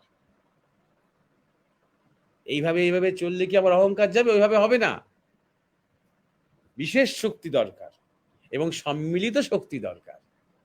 সেই সম্মিলিত দেবতাদের শক্তি, অর্থাৎ যখন আমার যতগুলো উদ্যোগ, অভ্যেস, পুরুষকার, চেষ্টা, গুরু সান্নিধ্য, সাধু সঙ্গ সব যখন একীভূত হয়ে একটা পয়েন্টে এসেছে, তখন যে শক্তি জাগে তাহাকে বলা হয় কুলকুণ্ডলিনী শক্তি।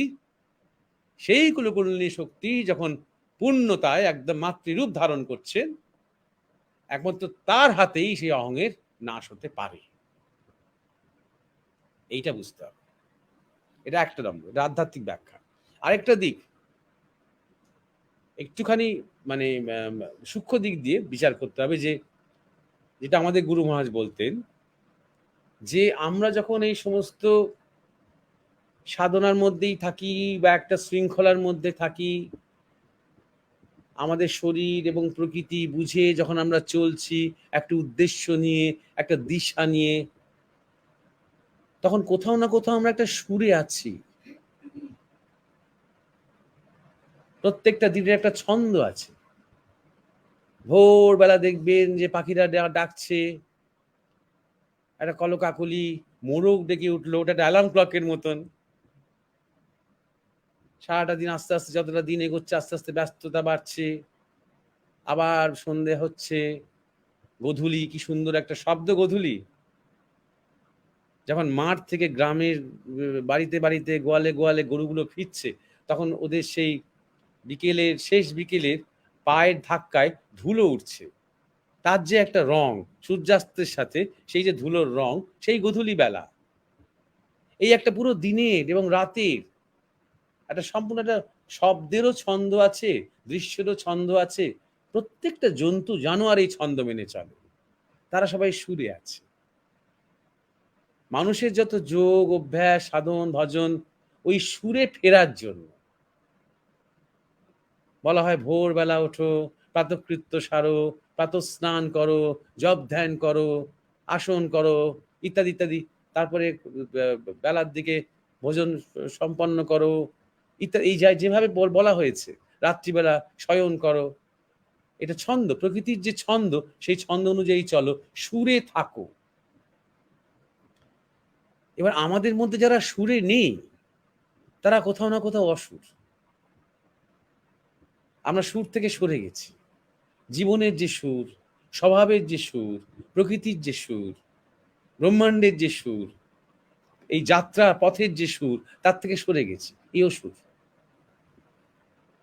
এবং এর থেকে তৃতীয় যে পয়েন্ট, কি হয়েছে, আমরা মনে করতে আরম্ভ করেছি যে প্রকৃতির শক্তি থাকতে পারে, কিন্তু আমাদের শক্তি প্রকৃতির থেকে বেশি। এটা জড়বাদ বা ভোগবাদ ঠিক সেই কথাই বলে, যে আমরা প্রকৃতিকে শোষণ করে, প্রকৃতিকে ম্যানিপুলেট করে, প্রকৃতির মধ্যে অনেক শক্তি আছে, কিন্তু প্রকৃতির তার উপর কোনো কন্ট্রোল নেই, বা প্রকৃতির নিজস্ব কোনো ইন্টেলিজেন্স নেই। আমাদের সেই ইন্টেলিজেন্স আছে, আমরা সুপিরিয়র, আমরা আরো উন্নত, আমরা শ্রেষ্ঠতর। তাই আমরা যেভাবে খুশি প্রকৃতিকে ম্যানিপুলেট করে আমরা ভোগ করব, দখল করব, এবং এই পৃথিবীটাকে, শুধু মানুষের জীবনটাই নয়, পশু পাখি গাছপালা সবার জীবনটাকে আমরা কন্ট্রোল করব। এই মানসিকতা অনেকের মধ্যে আছে, বিশেষ করে তাদের মধ্যে যাদেরকে আমরা বলি সেমেটিক কালচার। এই সেমেটিক কালচারই, এই উদাহরণ দিচ্ছি, শেখাবে যে তোমার শরীরের যে প্রকৃতি, তার উপর নির্ভর করো না তোমার কোনো অসুস্থতা হলে। আমাদের দেওয়া যে কেমিক্যাল, সেটা বেশি নির্ভরযোগ্য। এই সেমেটিক কালচারের মানে যে বিজ্ঞান, তাই বলবে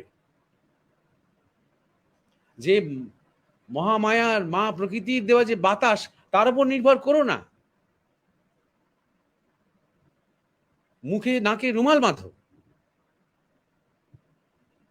কারণ আমরা মনে করছি সেটা বেশি বিপজ্জনক। তোমার বদ্ধ হওয়া ঘর, জানালা দরজা সমস্ত দিয়ে বদ্ধ হওয়া ঘর, এবং তোমার ঘরের মধ্যে কোনো একটা আর্টিফিশিয়াল স্প্রে, সেটা তোমার পক্ষে বেশি নিরাপদ। এই হচ্ছে অসুরের দাবি। ছোট উদাহরণ দিয়ে বলছি, কিন্তু ইন্ডাস্ট্রিয়াল রেভলিউশনের সময় থেকে এইটাই হয়েছে। এই আসরিক বৃত্তি, সামগ্রিকভাবে সমষ্টিগতভাবে আমরা প্রকৃতি থেকে সরে গেছি। আমরা স্বপ্রকৃতি থেকে সরে গেছি, অর্থাৎ শরীরের প্রকৃতি, স্বভাবের প্রকৃতি। এবং আমরা সরে গেছি মাটি থেকে, আমরা সরে গেছি গাছপালা থেকে, আমরা সরে গেছি আকাশ থেকে, সূর্য থেকে, আমরা সরে গেছি একে অপরের থেকে। এই হচ্ছে আমাদের আসরিকতা।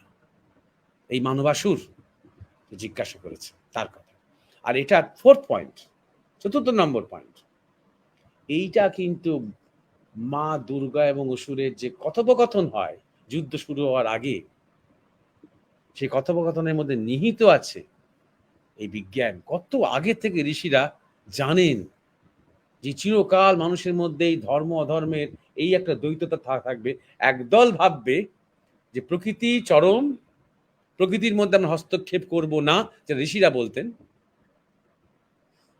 আমরা প্রকৃতির বালক, আমরা তার শরণাগত। আরেক দল বলবে না, আমরা চরম, এই ন্যাচারাল জগৎ থেকে আমরা আরো সুপিরিয়র একটা আর্টিফিশিয়াল জগৎ তৈরি করব। এই চিরকাল এটা থাকবে। আর সেই দ্বৈরথে প্রকৃতির মধ্যে থেকেই শক্তিকে উঠতে হবে। সেই আসরিক অধর্ম যে শক্তিকে বিনাশ করার জন্য। অসুর এবং মা দুর্গার যে কথোপকথন, সেখানে মা দুর্গার রূপ দেখে মহিষাসুর প্রচন্ড মুগ্ধ এবং তিনি প্রপোজ করলেন যে তিনি মিলিত হতে চান তার সাথে। মা দুর্গা হেসে বললেন, আমি রাজি, তুমি যদি আমাকে যুদ্ধে হারাতে পারো। খুব গুরুত্বপূর্ণ এই এই এই কথোপকথনটি, যে আমরা ভাবছি আমরা খুব শক্তিশালী এবং এই সুন্দর এই প্রকৃতিকে আমরা ভোগ করব, আমরা তাকে শুষে নিয়ে তার মধ্যে থেকে যা রস আছে নিয়ে টেনে নেব। তখন প্রকৃতি বলছে, তুমি প্রমাণ করো যে তুমি আমার থেকে শক্তিশালী আগে। তারপরে ওকে, পারো করতে প্রমাণ, তারপরে ঠিক আছে, রাজি। সেই যুদ্ধ, সেই দ্বৈরথ আরম্ভ হলো। মহিষাসুরের বিনাশ হলো, পতন হলো, অহংকারের নাশ হলো। নিয়ে কি হলো তারপর? কি মানুষ আর তার পরটা কিন্তু দেখে না। দেবী কোথায় গেলেন? কৈলাসে চলে গেলেন। সেটা কোথায়? শিবের কাছে। অর্থাৎ যখনই ওর অহংকার নেই, তখন কি? তখন শিবত্ব আছে। জীবত্ব নাশ, শিবত্ব আছে। আর শিবত্বের কাছে বা শিবের কাছে শিব কিন্তু কাউকে বলছেন না যে আমি তোমাকে দখল নেব। শিব কিন্তু প্রকৃতিকে বলছে না যে আমি তোমাকে ভোগ করব। শিব শরণাগত হয়ে আছেন। মা কালীর পায়ের তলায় তিনি শুয়ে আছেন। আর তাকে মা কালী সব খেলা দেখাচ্ছেন। তার যে সেই উলঙ্গ নাচ, মানে বিশ্ব সংসার সৃষ্টি স্থিতি প্রলয়, যত রহস্য, যে রহস্য আমরা জানতে চাই, যে রহস্য জানার জন্য জড় বিজ্ঞানীরা, অধ্যাত্ম বিজ্ঞানীরা কত জীবন দিয়ে দিচ্ছেন অনুমাত্র সে রহস্য জানার জন্য। যখন কেউ একটা নুড়ি কুড়িয়ে পাচ্ছে, তাকে নোবেল পুরস্কার দিয়ে দিচ্ছি আমরা তার জন্য। সেই গোটা রহস্য শিবের কাছে উন্মোচন করছেন মা কালী। তার মানে এর কি রহস্য? যখন আমি আর অহংকার করছি না, যখন আমার অহংকার নাশ হয়েছে, যখন শিবত্বে, যখন মায়ের পায়ের নিচে আমি শরণাগত, সমর্পিত, তখন মা প্রসন্ন, তখন মা সব খেলা তাকে দেখাচ্ছে। এই হচ্ছে এই মহিষাসুর মানবাসুরের যে কথা, যেটা আলোচনা করা হলো শুভঙ্কর্ষী। এইবারে হ্যাঁ উমেশ। হ্যাঁ মহারাজ, শুভঙ্কর সির সঙ্গেও সমস্ত দর্শক কৃতার্থ হলো এই আলোচনা শুনে। চারটি দিক থেকে আপনি কি সুন্দর ব্যাখ্যা করলেন, তার আধ্যাত্মিক দিক, এবং গুরু মহারাজ কিভাবে বলেছেন আজকের যুগে বর্তমানে কিভাবে মহিষাসুর এবং অসুর এবং অনসুরের সংগ্রাম চলছে। তার সঙ্গে শেষ যে উপমা আপনি দিলেন যে মায়ের শেষ পর্যন্ত কৈলাসে ফিরে যাওয়া এবং সমস্ত রহস্য উন্মোচন, সবটাই খুবই অসাধারণ আমাদের লাগলো। এই আলোচনা চলতে থাকুক। আমি বাবুলিকে বলবো পরের যে জিজ্ঞাসা আছে সেইখানে ফিরে যেতে। আমরা কমেন্ট সেকশনে দেখতে পাচ্ছি মুকেশ বর্মন লিখেছেন, প্রণাম মহারাজ, আপনি প্রায়ই বলে থাকেন আত্মা একটাই, আমি জানতে চাই আমরা কি আলাদা আলাদা আত্মা নয়? এই বিষয়টা যদি ক্লিয়ার করে বলেন উপকৃত হয়। না মুকেশ আমরা বর্মনকে চেষ্টা, বলবো, না না, হ্যাঁ, অনেক জিজ্ঞাসাই হয়েছে, কিন্তু সেগুলো হ্যাঁ নতুন নতুন জিজ্ঞাসা। যখন কোনো আলোচনা হচ্ছে তার ফলো আপ যখন কেউ করছে, হ্যাঁ, সেই সেই পার্টিকুলার বিষয়ের উপরে যখন ফলো আপ কেউ জিজ্ঞাসা করছে, তখন সেইগুলোকে আমরা নিতে পারি যদি সেগুলো প্রাসঙ্গিক হয়। আর যেগুলো নতুন জিজ্ঞাসা সেগুলো আমরা লিখে রাখবো, এবং আগামীতে যখন সেই লাইন তার যখন ক্রমটা আসবে তখন সেগুলো নিয়ে আমরা আলোচনা করব। অনেক জিজ্ঞাসাই আমরা আছে, সিংহ নিয়ে জিজ্ঞাসা আছে, বৈষ্ণবদের মধ্যে মেইলি স্বভাব চলে আসে তাই নিয়ে জিজ্ঞাসা আছে। সুতরাং এই সব নতুন নতুন জিজ্ঞাসা আমরা এটাতে নিতে পারবো না, আগামীতে নেব। এগুলো এগুলো সব থাকবে। আমরা যেটা নিয়ে আলোচনা হচ্ছে সেইটার ক্লারিফিকেশন যদি কেউ চাইছেন এমন হয়, তো সেই জিজ্ঞাসাটা আমরা চেষ্টা করব আলোচনা করতে। আমরা চতুর্থ জিজ্ঞাসায় চলে যাব। মৌরুষি মণ্ডল, হুম। আজকের যে লাইভ অনুষ্ঠানের নাম শীর্ষক, সেই নাম শীর্ষক এই জিজ্ঞাসার ভিত্তিতেই হয়েছে, জাগ্রত মন্দির। মৌরুষি মণ্ডল জানতে চেয়েছেন, প্রণাম মহারাজ, আমি জানতে চাই যে আমরা তো বলি অমুক মন্দিরে তমুক জাগ্রত দেবী, দূর দূরান্ত থেকে সেখানে লোক ছুটছে, অনেকের ইচ্ছা পূরণও হয়। আমার প্রশ্ন, অন্য মন্দিরেও সেই একই ঈশ্বর রয়েছেন, এর রহস্য কি? হ্যাঁ, ধন্যবাদ বাবুলি এবং মৌরুষি মণ্ডল। আপনাকে আমি জিজ্ঞাসা করি, অন্যান্য মন্দিরেও একই ঈশ্বর রয়েছেন? মন্দিরে কি ঈশ্বর থাকেন? মন্দিরে বিগ্রহ থাকে, মন্দিরে প্রতিমা থাকে, মন্দিরে প্রতীক থাকে, যেগুলো ঈশ্বরের এক একটা রূপ। তাহলে প্রথমে এইখানেই কিন্তু এই জিজ্ঞাসাটার মীমাংসাটা রয়েছে, যে সব মন্দিরেই একই ঈশ্বর রয়েছেন। এটা একটু রিয়েলাইজ করে বলছেন তো? আমাদের দেশের যে কোনো 4টে মন্দিরে যান, একই ঈশ্বর। কোথাও ইনফ্যাক্ট ঈশ্বর নেই, ঈশ্বরের কোনো মন্দির হয় না, কারণ ঈশ্বরের কোনো রূপ নেই। ঈশ্বর নিরবয়ব, ঈশ্বর অমূর্ত। সেই অমূর্ত ঈশ্বরকে যখন আমরা মূর্ত করার চেষ্টা করি তখন তাকে বলি মূর্তি বা প্রতিমা। সেই মূর্তিকে তখন আমরা মন্দিরে বসাই, প্রাণ প্রতিষ্ঠা করি সেই মূর্তির মধ্যে দিয়ে, সেই মূর্তের মধ্যে দিয়ে অমূর্তকে ধরবো বলে। অধরাকে ধরবি যদি ধরার চরণ ধর, বাউল গান আছে। প্রথমে এইটা 1 নম্বর। 2 নম্বর কথা, মানে প্রত্যেকটা মন্দিরে বিষয় বা এই জাগ্রত মন্দির ইত্যাদি বিষয় পরে আসছি, তার আগে মন্দিরেরই বা কি দরকার? ঠাকুর শ্রীরামকৃষ্ণকে একজন ভক্ত জিজ্ঞাসা করেছিলেন, ঈশ্বর তো সর্বত্র আছে, তাহলে এইসব মন্দির, এই তীর্থস্থান, বিশেষ উপাসনা স্থল, এগুলোর কেন দরকার? ঠাকুরের চমৎকার অপূর্ব সেই উত্তর, যে পৃথিবীর সব জায়গাতেই মাটির নিচে জল আছে, তবু যেখানে নদী আছে, যেখানে দিঘি আছে, পুকুর আছে, ঝিল আছে, ডোবা আছে, কূপ আছে, অর্থাৎ কুয়ো, সেখানে মানুষ বেশি যায়, কারণ তাড়াতাড়ি জলটা পায়, সহজে পায়। নাহলে অনেক খাটতে হবে, অনেক খনন করতে হবে এক মুঠো জল পাওয়ার জন্য। তাহলে অবশ্যই সর্বত্র ঈশ্বর আছে। কিন্তু যেখানে মন্দির আছে, যেখানে আশ্রম আছে, যেখানে উপাসনা স্থল আছে, যেখানে তীর্থস্থান আছে, যেখানে মহাপুরুষ আছে, যেখানে সাধু আছে, যেখানে সাধক আছে, তার কাছে কেন মানুষ ছুটে যায়? কারণ সেখানে গেলে খুব সহজে ঈশ্বরের উদ্দীপনা হয়। তাই জন্য এটা মন্দির কেন আছে, প্রথম কথা এইটা। এইবার যে আপনার যে জিজ্ঞাসা, যে অমুক মন্দির জাগ্রত, তমুক দেবী খুব জাগ্রত, এই জাগ্রত ব্যাপারটা কি? জাগ্রত দুভাবে হয়, এক হচ্ছে সাধনা আর এক হচ্ছে বিশ্বাস।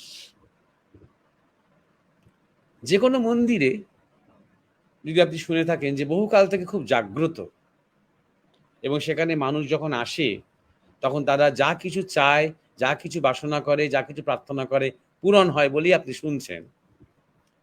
সেই মন্দিরের ইতিহাসটা জানার চেষ্টা করুন। সেই মন্দির কিভাবে শুরু হয়েছিল। তো দেখবেন ওই পাড়া 10টা ছেলে মিলে চলো চাঁদা করে মন্দির করি, ওইভাবে শুরু হয়নি। দেখবেন কেউ একজন এসেছিলেন সেখানে, এবং সেইখানে হয়তো দীর্ঘকাল তিনি তপস্যা করেছেন, সাধনা করেছেন। তার সাধনার শক্তিতে আস্তে আস্তে তার কাছে লোকজন আসতে শুরু করেছে। সাধনার একটা অদ্ভুত বৈশিষ্ট্য আছে। প্রকৃত যারা সাধক তাদের সবার ক্ষেত্রে আমরা দেখি, অনেকের ক্ষেত্রে যখন প্রকৃতই কেউ সাধনায় ফুটে উঠতে আরম্ভ করেন, তার কোনো প্রোপাগ্যান্ডার দরকার হয় না। তার কোনো চেলা চামুন্ডা ঢাকবাজি বলে যাচ্ছে যে ওই সাধুটা এখন বিশুদ্ধ চক্র পেরোলেন, এরকম হয় না। আপনি লোকজন আসতে আরম্ভ করে। আমাদের গুরু মহারাজ বলতেন প্রসার, ধর্মের প্রচার হয় না, ধর্মের প্রসার হয়। ফুলে যখন মধু জমে ওঠে তখন বিজ্ঞাপন করে মৌমাছিকে ডাকতে হয় না, আপনিই চলে আসে তারা সেই ফুলের কাছে। সেরকম লোকজন আসতে আরম্ভ করে। আর তিনিও দেখেন যে মানুষের দুঃখ, দারিদ্র, কষ্ট, রোগ বালার মধ্যে তিনি অনেক ওষুধ বুঝতে পারছেন। দেখা যায় যে গাছপালা চিনতে পারছেন, শিকড়, যেগুলো আগে চিনতেন না, আগে বুঝতেন না, এখন যেন কেউ যেন তাকে দেখিয়ে দিচ্ছে। তখন আস্তে আস্তে সেই নিয়ে চর্চা করতে আরম্ভ করলেন। তিনি বুঝতে পারলেন এটা একটা নির্দেশ। সাধনার কথা জানতে আর কজন আসে সাধুর কাছে? সব তো রোগ ভোগ বালাই নিয়েই আসে বেশি। আমার কাছে যত ফোন আসে, আমাদের আশ্রমে যত লোক আসে, বেশিরভাগই নানা রকম রোগে পড়ে কিভাবে এর থেকে মুক্তি পাবো সেই কথাটাই জানতে আসে। যেন আমি এখানে একজন বিধান রায় বসে আছি। এটা মানুষের স্বাভাবিক। যখনই দেখে একজন সাধু, তিনি সাধনা করছেন, তো নিশ্চয়ই তিনি আমাকে সারিয়ে দেবেন। এরকম অনেক লোকজন তাকে ঘিরে থাকে। তখন তাদের জন্য তাঁরও একটা করুণা জন্মায় তার হৃদয়ে। করতে করতে তিনি সেই নিয়ে চর্চা আরম্ভ করেন। তাহলে জায়গাটি প্রথমত তার সাধন বলে চার্জড হয়ে যাচ্ছে। স্থান মাহাত্ম্য। 2 নম্বর কথা, তিনি এই চর্চা করতে করতে বেশ কিছু গুপ্ত ওষুধ প্রায় আবিষ্কারই করে ফেলছেন, কিন্তু সেগুলো নিয়ে তিনি কোথাও দৌড়চ্ছেন না পেটেন্ট করবার জন্য, যেগুলো ওই স্থানে ওইখানে পাওয়া যায়। আর হয়তো কোনো ক্ষেত্রে প্রায় ম্যাজিকের মতন কাজ করে। তার সাথে হয়তো একটু পুজো দিতে হয়, তার সাথে একটা মন্ত্র থাকে তার সাথে। এইভাবে তারপর তিনি যখন চলে যান, তবে তাঁকে ওই স্মরণ করে এবং ওই জায়গাটির শক্তিকে স্মরণ করে তিনি হয়তো যাওয়ার আগে কাউকে একটু কিছু শিখিয়ে দিয়ে যান, অন্তত ওষুধ বিশুদ্ধের ব্যাপারটা, যাতে আরো মানুষের উপকার হয় আগামীতে। বলে দিয়ে যান এটা নিয়ে ব্যবসা করবি না। মানুষ যদি নিজের মতন করে কিছু প্রণামী দেয় দেবে মন্দিরকে, এটার বিনিময়ে কোনো টাকা পয়সা নিবি না, নিলে তো শক্তি থাকবে না, আর এই ওষুধ কাজ করবে না। এইভাবে তিনি দিয়ে যান। এইভাবে জেগে ওঠে মন্দির। এবারে ধীরে ধীরে মন্দির হলো এবং জায়গাটি জাগ্রত হয়ে থাকলো। মানুষ আসছে, ফল পাচ্ছে। যত ফল পাচ্ছে তাদের বিশ্বাসটাও বাড়ছে। যদি আমরা অনেকে মিলে বিশ্বাস করি, অনেকে মিলে আন্তরিকভাবে যদি বিশ্বাস করি যে গাছতলায় এই পাথরটা অনেক শক্তি আছে, এর কাছে প্রার্থনা করলে আমরা সবাই ভালো থাকবো, সত্যি সত্যি সেই বিশ্বাসের এমনই বিজ্ঞান। কারণ জড়ের থেকে চেতন অনেক শক্তিশালী। চেতনের শক্তি কাজ করতে আরম্ভ করবে জড়ের মধ্যে। চেতনা থেকেই এই জড় বিশ্ব ব্রহ্মাণ্ড সৃষ্টি হয়েছে। স্বাভাবিকভাবেই ওই ওই জড় পাথরটি ফিডব্যাক দিতে আরম্ভ করবে, সত্যি সত্যি অনেকের কল্যাণ এবং মঙ্গল হতে আরম্ভ করবে। সুতরাং বিশ্বাস আরেকটা, এই যে হাজার হাজার মানুষ যাচ্ছে সেই মন্দিরে, সেই বিশ্বাস তার মধ্যে রয়েছে।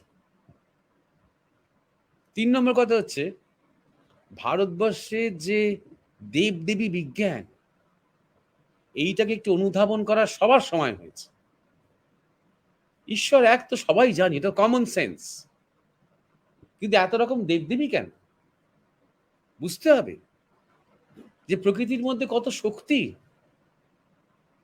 প্রকৃতি একটা প্রকৃতি একটা বিরাট শক্তি, কিন্তু কত রকম ভাবে তার প্রকাশ। সূর্য তার একটা প্রকাশ, চন্দ্র তার আরেকটা প্রকাশ, বাতাস তার আরেকটা প্রকাশ, গতি তার আরেকটা প্রকাশ, মাধ্যাকর্ষণ তার আরেকটা প্রকাশ, প্রাণ সাংঘাতিক একটা প্রকাশ। যে গাছ মাটি ফুঁড়ে উপরে উঠছে, কি সাংঘাতিক শক্তি তার। তেমনি মানুষের মধ্যে যে আধ্যাত্মিক শক্তি আছে, মানুষের যে চেতনা, চৈতন্যের দিকে যাওয়ার যে সম্ভাবনা রয়েছে, সেটা একটা সাংঘাতিক শক্তি, তার কি প্রকাশ। এবং তাই জন্যই এত দেবদেবী।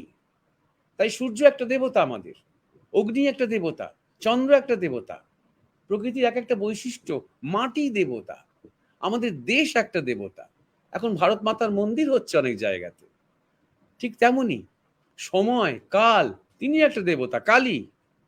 সৃষ্টি একটা দেবতা, ব্রহ্মা। স্থিতি একটা দেবতা, বিষ্ণু। ধ্বংস বা লয় একটা দেবতা, মহেশ্বর। এইভাবে প্রকৃতির মধ্যে যত শক্তি ঋষিরা দেখেছেন, স্থূল সূক্ষ্ম স্বভাব সবকিছুর বিজ্ঞানকে তারা প্রকাশ করেছেন। সেই বিজ্ঞানগুলি আমাদের দেবদেবী। অর্থাৎ এই শক্তিগুলোকে শ্রদ্ধা করো। যদি আমরা শক্তি বলি, যদি আমরা দেবী বলি, তখন মনে হবে ধম্মকম্ম হচ্ছে।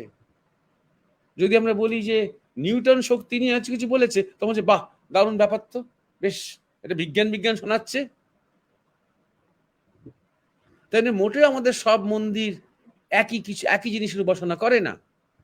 কোথাও গণেশের মন্দির, কোথাও রাধাকৃষ্ণের মন্দির, কোথাও শিবের মন্দির, কোথাও সরস্বতীর মন্দির, কত মন্দির, এবং প্রত্যেকটা আলাদা আলাদা শক্তি, আলাদা আলাদা কারণ, আলাদা আলাদা ইতিহাস, আলাদা আলাদা চাহিদা নিয়ে মানুষ সেখানে যায়।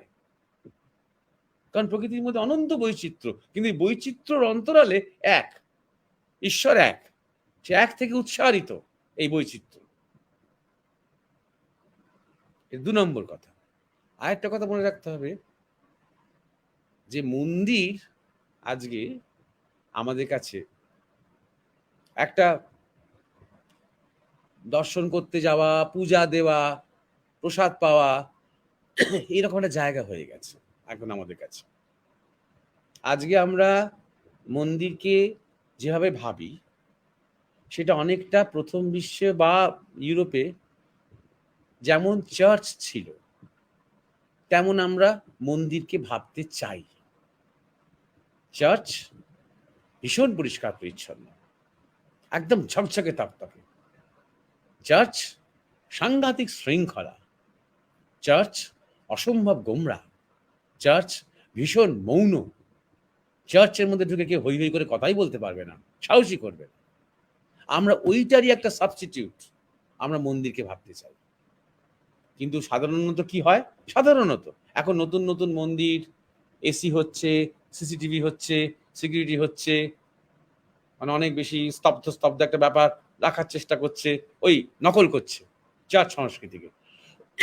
সাধারণত মন্দিরে কি প্রচন্ড হই চই, কোলাহল, উন্মাদনা, চরণামৃতে জল ফুল টুল মাটিতে লেপটেছে, সাংঘাতিক একটা অবস্থা।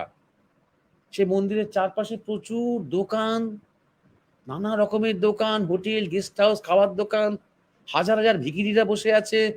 কেমন একটা ভয়ঙ্কর একটা দেখে মনে হয়। কিন্তু মন্দির আমাদের দেশে তাই ছিল।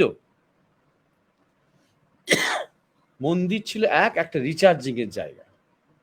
কারণ মন্দির যখন তৈরি হয়েছে, কোনো একজন সাধক বা কোনো একজন মহাত্মার সাধনার ফসল হিসেবে তৈরি হয়েছে। আজকে ধরা যাক ভবতারিণী মন্দির দক্ষিণেশ্বরের তেমন কি কিছু মহিমা থাকতো যদি সেখানে ঠাকুর শ্রীরামকৃষ্ণ কয়েক বছর না কাটাতেন? তাহলে এই মন্দিরকে যে চার্জ হয়েছে, সেই মন্দির আজ বিদেশ থেকেও সব পর্যটকরা এসে দক্ষিণেশ্বরটা আবার ঘুরে যায়, তার কারণ সেই মন্দিরে প্রাণ প্রতিষ্ঠা আসলে ঠাকুর শ্রীরামকৃষ্ণ করেছেন। তাহলে এই যে প্রাচীন যে মন্দিরগুলি আমাদের রয়েছে, সেগুলো প্রথমত কোনো মহাত্মার সাধনা রয়েছে তার পেছনে, দ্বিতীয়ত খুব সাইন্টিফিক্যালি সেগুলো কনসিক্রেট করা হয়েছে, খুব বিজ্ঞানসম্মতভাবে, খুব শক্তি তত্ত্বকে বুঝে সেগুলোকে এমনভাবে প্রতিষ্ঠা বা প্রাণ প্রতিষ্ঠা করা হয়েছে, তার বিগ্রহ, তার আর্কিটেকচার, তার শেপ, তার হাইট, দেওয়ালের সাথে বিগ্রহের ডিস্টেন্স, যাতে করে সেই শক্তি তরঙ্গকে ধরে রাখা যায় একটা চার্জিং পয়েন্ট হিসেবে। মানুষ সেখানে পৌঁছলেই বেশ একটা এনার্জি পাবে, সে তাকে আলাদা করে জপ ধ্যান মন্ত্রোচ্চারণ পূজা পাঠ আলাদা করে তেমন না করলেও চলবে। সমাজের মধ্যে, গ্রামের মধ্যে, লোকালয়ের মধ্যে করা হয়েছে।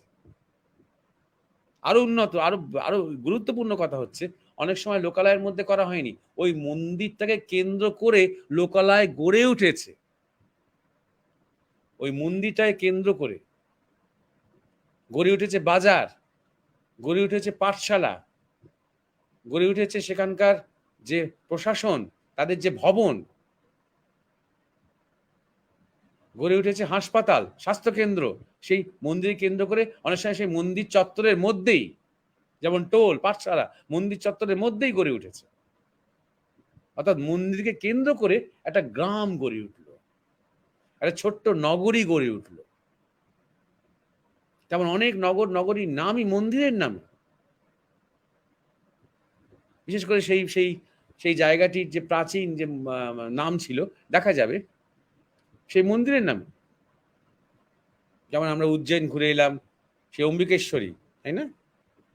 সেই নামটা ছিল আগেকার, সে ওখানকার যে মাতৃ মন্দির ছিল, বোধহয় অম্বিকাশ্বরী, সেই নাম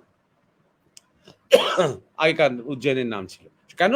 কারণ সেই মন্দিরে ছিল ওখানকার প্রধান, হ্যাঁ, অবন্তিকেশ্বরী, হ্যাঁ অবন্তিকা, মা অবন্তিকা, অবন্তিকেশ্বরী, সেই নামে মায়ের ওপরে ঠোঁট পড়েছিল সেখানে, প্রাচীন নাম অবন্তিকেশ্বরী, পরের নাম হচ্ছে উজ্জয়িনী।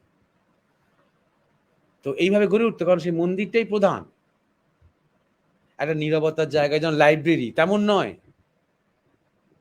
এখানে গিয়ে কথা বলবে না, চুপচাপ থাকবে, শুধু একটা কাজই হবে, বই খুলে পড়াশোনা হবে। যেমন লাইব্রেরিতে, মন্দিরে ঢুকে একটা কাজই হবে, শুধু বসে ধ্যান করা হবে না, তা নয়, সবকিছু মন্দিরকে কেন্দ্র করে হবে। অর্থাৎ ইনি হচ্ছেন আমাদের এই অঞ্চলের দেবতা। এখানে মহাত্মার একজন প্রাচীনকালে সাধনা করেছেন। এটাই হচ্ছে আমাদের এই জনজীবনের কেন্দ্রস্থল। আমাদের যা কিছু তাকে কেন্দ্র করে, আমাদের পড়াশুনো, আমাদের ব্যবসা বাণিজ্য, আমাদের সংসার, আমাদের ঝুট ঝামেলা যখন আমরা মেটাবো, আমরা যখন পঞ্চায়েতি করব, সেটাও মন্দিরে বসে। এইটা খুব আলাদা করে খেয়াল রাখতে হবে। বলাই হতো টেম্পল টাউন। টেম্পলকে কেন্দ্র করে, মন্দির কেন্দ্র করে গ্রাম, মন্দির কেন্দ্র করে নগর, মফস্বল। সুতরাং একটা জায়গায়, যেমন দক্ষিণ ভারতে অনেকে বলেন যে মন্দির মানে হচ্ছে ডেভেলপমেন্টের সূচক। কোথাও একটা বড় একটা মন্দির আছে মানে সেখানে বিকাশ হওয়ার সম্ভাবনা বেশি, কারণ সেখানে দলে দলে নানা রকমের মানুষ যাবে। কেউ ব্যবসা করতে যাবে, কেউ কাজ করতে যাবে, কেউ চাকরি করতে যাবে, শিল্পীরা যাবে, নানা রকম বৃত্তির মানুষ সেখানে আসবে, তবে এমনকি ভিখিরিরাও যাবে, সাধু সন্ন্যাসীরাও যাবে, আশ্রম গড়ে উঠবে, সব সেই মন্দিরে কেন্দ্র করে। এবং মন্দির হবে একটা চার্জিং পয়েন্ট। মন্দিরে গিয়ে প্রার্থনা করা, মন্দিরে গিয়ে ভয় ভয় থাকা, যেন আমি বিরাট অপরাধ করে ফেলেছি, এটা হচ্ছে খ্রিস্টান কালচার। যে তুমি গির্জাতে ঢুকে যেন অড হও, কি বিশাল এই গির্জা, আর আমি কত সামান্য, কত ছোট্ট, যেন ভয় পাও তুমি। আর যিশু রয়েছেন কত উঁচুতে, আমাকে মাথা তুলে এরকম করে দেখতে হচ্ছে, যেন ভয় পাও তুমি। আর কি অবস্থায় যিশু রয়েছেন? ক্রুশবিদ্ধ অবস্থায়। হাসি মুখে যিশু নয়, ক্রুশবিদ্ধ অবস্থায় তিনি রয়েছেন, যাতে আমি অপরাধী বোধ করি, যে আমাদেরই পাপে তার এই অবস্থা হয়েছিল, যিনি আমাদের পরিত্রাণের জন্য এসেছিলেন। এই রকম ধরনের ধর্মীয় ভাব নয় ভারতবর্ষে। আমাদের এখানে ধ্যানের ভাব, আনন্দের ভাব, নৃত্যের ভাব, গানের ভাব, সৃষ্টির ভাব, ধ্বংসের ভাব ভীষণ ডাইনামিক। বুদ্ধের যে দিকে যখন তাকাচ্ছি কোনো অপরাধ বোধ জাগছে না আমার, প্রশান্তি আসছে ওই ধ্যানমগ্নতা দেখে। রাধাকৃষ্ণের মূর্তি দিকে যখন তাকাচ্ছি তখন মনে হচ্ছে না যে ছি ছি এসব কি করছে, মনে হচ্ছে কত আনন্দময়। এই জগতই তো পরমাণুর নাচ, এই তো মেল ফিমেল প্রিন্সিপাল। প্রতি মুহূর্তে প্রত্যেকটা বিগ্রহ, প্রত্যেকটা মন্দির আমাদের অনেক কিছু শেখাচ্ছে, আমাদের অনেক কিছু মেসেজ দিচ্ছে। এইটা খেয়াল রাখতে হবে। এই মৌরসী মণ্ডল, এই জাগ্রত মন্দির, এই বিষয় এইভাবে জাগ্রত হয়েছে এবং এই স্থান মাহাত্ম্য এইভাবে তৈরি হয়। কোনো একটা বিশেষ স্থানে যদি আপনি অনেক দিন বসে বসে জপ ধ্যান করেন তাহলে তারও একটা স্থান মাহাত্ম্য তৈরি হয়। আপনি যতই সামান্য মানুষ হন না কেন, দেখবেন ওইখানে বসলেই আপনার তাড়াতাড়ি মনটা জমাট হচ্ছে। সেই বাড়িরই অন্য কোথাও বসলে সেটা হচ্ছে। এইভাবে স্থান মাহাত্ম্য আছে, কাল মাহাত্ম্য আছে। কখন বসছেন আপনি? প্রচন্ড কোলাহলের মধ্যে, প্রচন্ড কাজের মধ্যে সেই সময় বসছেন, না যখন নীরবতা, যখন শান্ত, যখন ভোর হচ্ছে, সন্ধিক্ষণ, সেই সময় বসছেন? এই কাল মাহাত্ম্য আছে, পাত্র মাহাত্ম্য আছে, কে বসছে, কি বসছে তার মাহাত্ম্য আছে। অতএব ঈশ্বর এক, কিন্তু তার রূপ বহু এবং তার অনেক ভাব এবং মানুষের অনেক রকমের স্বভাব। সবার জন্য যাতে একটা তার পরিতৃপ্তির একটা ব্যবস্থা থাকে প্রত্যেকের জন্য, এরকম ভাবেই ভারতীয় সভ্যতা চিন্তা করেছে। তা আজকে তো আর জিজ্ঞাসা নেওয়ার আর সময় নেই মনে হয়। আমরা তাহলে যারা বাকি থাকলো তাদের নামগুলো তোমরা বলে দাও, যারা আজকের অনুষ্ঠানের জন্য যাদের লাইন আপ করা ছিল তাদের নামগুলো তোমরা বলে দাও। উমেশ দাকে বলবো তাদের নামগুলো পেশ করতে। মহারাজ, অসাধারণ আলোচনা হলো মন্দির এবং মন্দির মাহাত্ম্য নিয়ে। সেই সঙ্গে আজকের যে সমস্ত এর আগে বিভিন্ন ভাবে যে সমস্ত দর্শকবৃন্দ এবং জিজ্ঞাসা রেখেছিলেন মরমিয়া স্পিরিচুয়াল সোসাইটি চ্যানেলে এবং ইন্ডিয়ান মংস ফেসবুক পেজে, যাদের আলোচনা আজকে করা গেল না সময়াভাবে, তারা হচ্ছেন পলাশ মান্না, মহুয়া শিবকুমার, দেবাশিস ঘোষ, অরিজিৎ দাস, কিছু ভাবনা, বানেশ্বর দাস, দীপক মণ্ডল। আপনাদের কাছে আমরা আবেদন জানাবো আপনারা যুক্ত থাকুন। আমাদের যে মহারাজের ভিডিওগুলো এতদিন আপলোড হয়েছে সেগুলো দেখুন। সেই সঙ্গে জীবনের কথা, কালের কথক, আমাদের অনেকগুলো অনুষ্ঠানের ভিডিও আমাদের ওয়েবসাইটে আছে, ইউটিউব চ্যানেলে আছে। আপনারা সবগুলো দেখবেন এই কামনা করি। সেই সঙ্গে আমাদের যে তাই নয়, আগামী দিন এদের জিজ্ঞাসাগুলো নিয়ে আমরা শুরু করব, এটাই আমরা করি। একদম মহারাজ যেটা জানালেন, আপনাদের ক্ষেত্রে সুখবর যে আপনাদের সেই যাদের জিজ্ঞাসাটা আগেই পড়ে গেছে, মানে আপনাদের জিজ্ঞাসাটা সেই ক্রম অনুসারে আগে রয়ে গেল, সুতরাং আপনাদের জিজ্ঞাসা দিয়েই আগামী দিনে অনুষ্ঠান শুরু হবে। আমি মহারাজকে প্রণাম জানাবো এই অনুষ্ঠানের জন্য। আমরা এতগুলো মানুষ প্রত্যক্ষ করলো আজকের সৎসঙ্গ, আপনাকে পুনরায় প্রণাম জানাই, বাবুলিকে ধন্যবাদ জানাই, সকলকে নমস্কার জানিয়ে আজকের অনুষ্ঠান থেকে আমরা ইতি ঘোষণা করছি এবং বিদায় নিচ্ছি।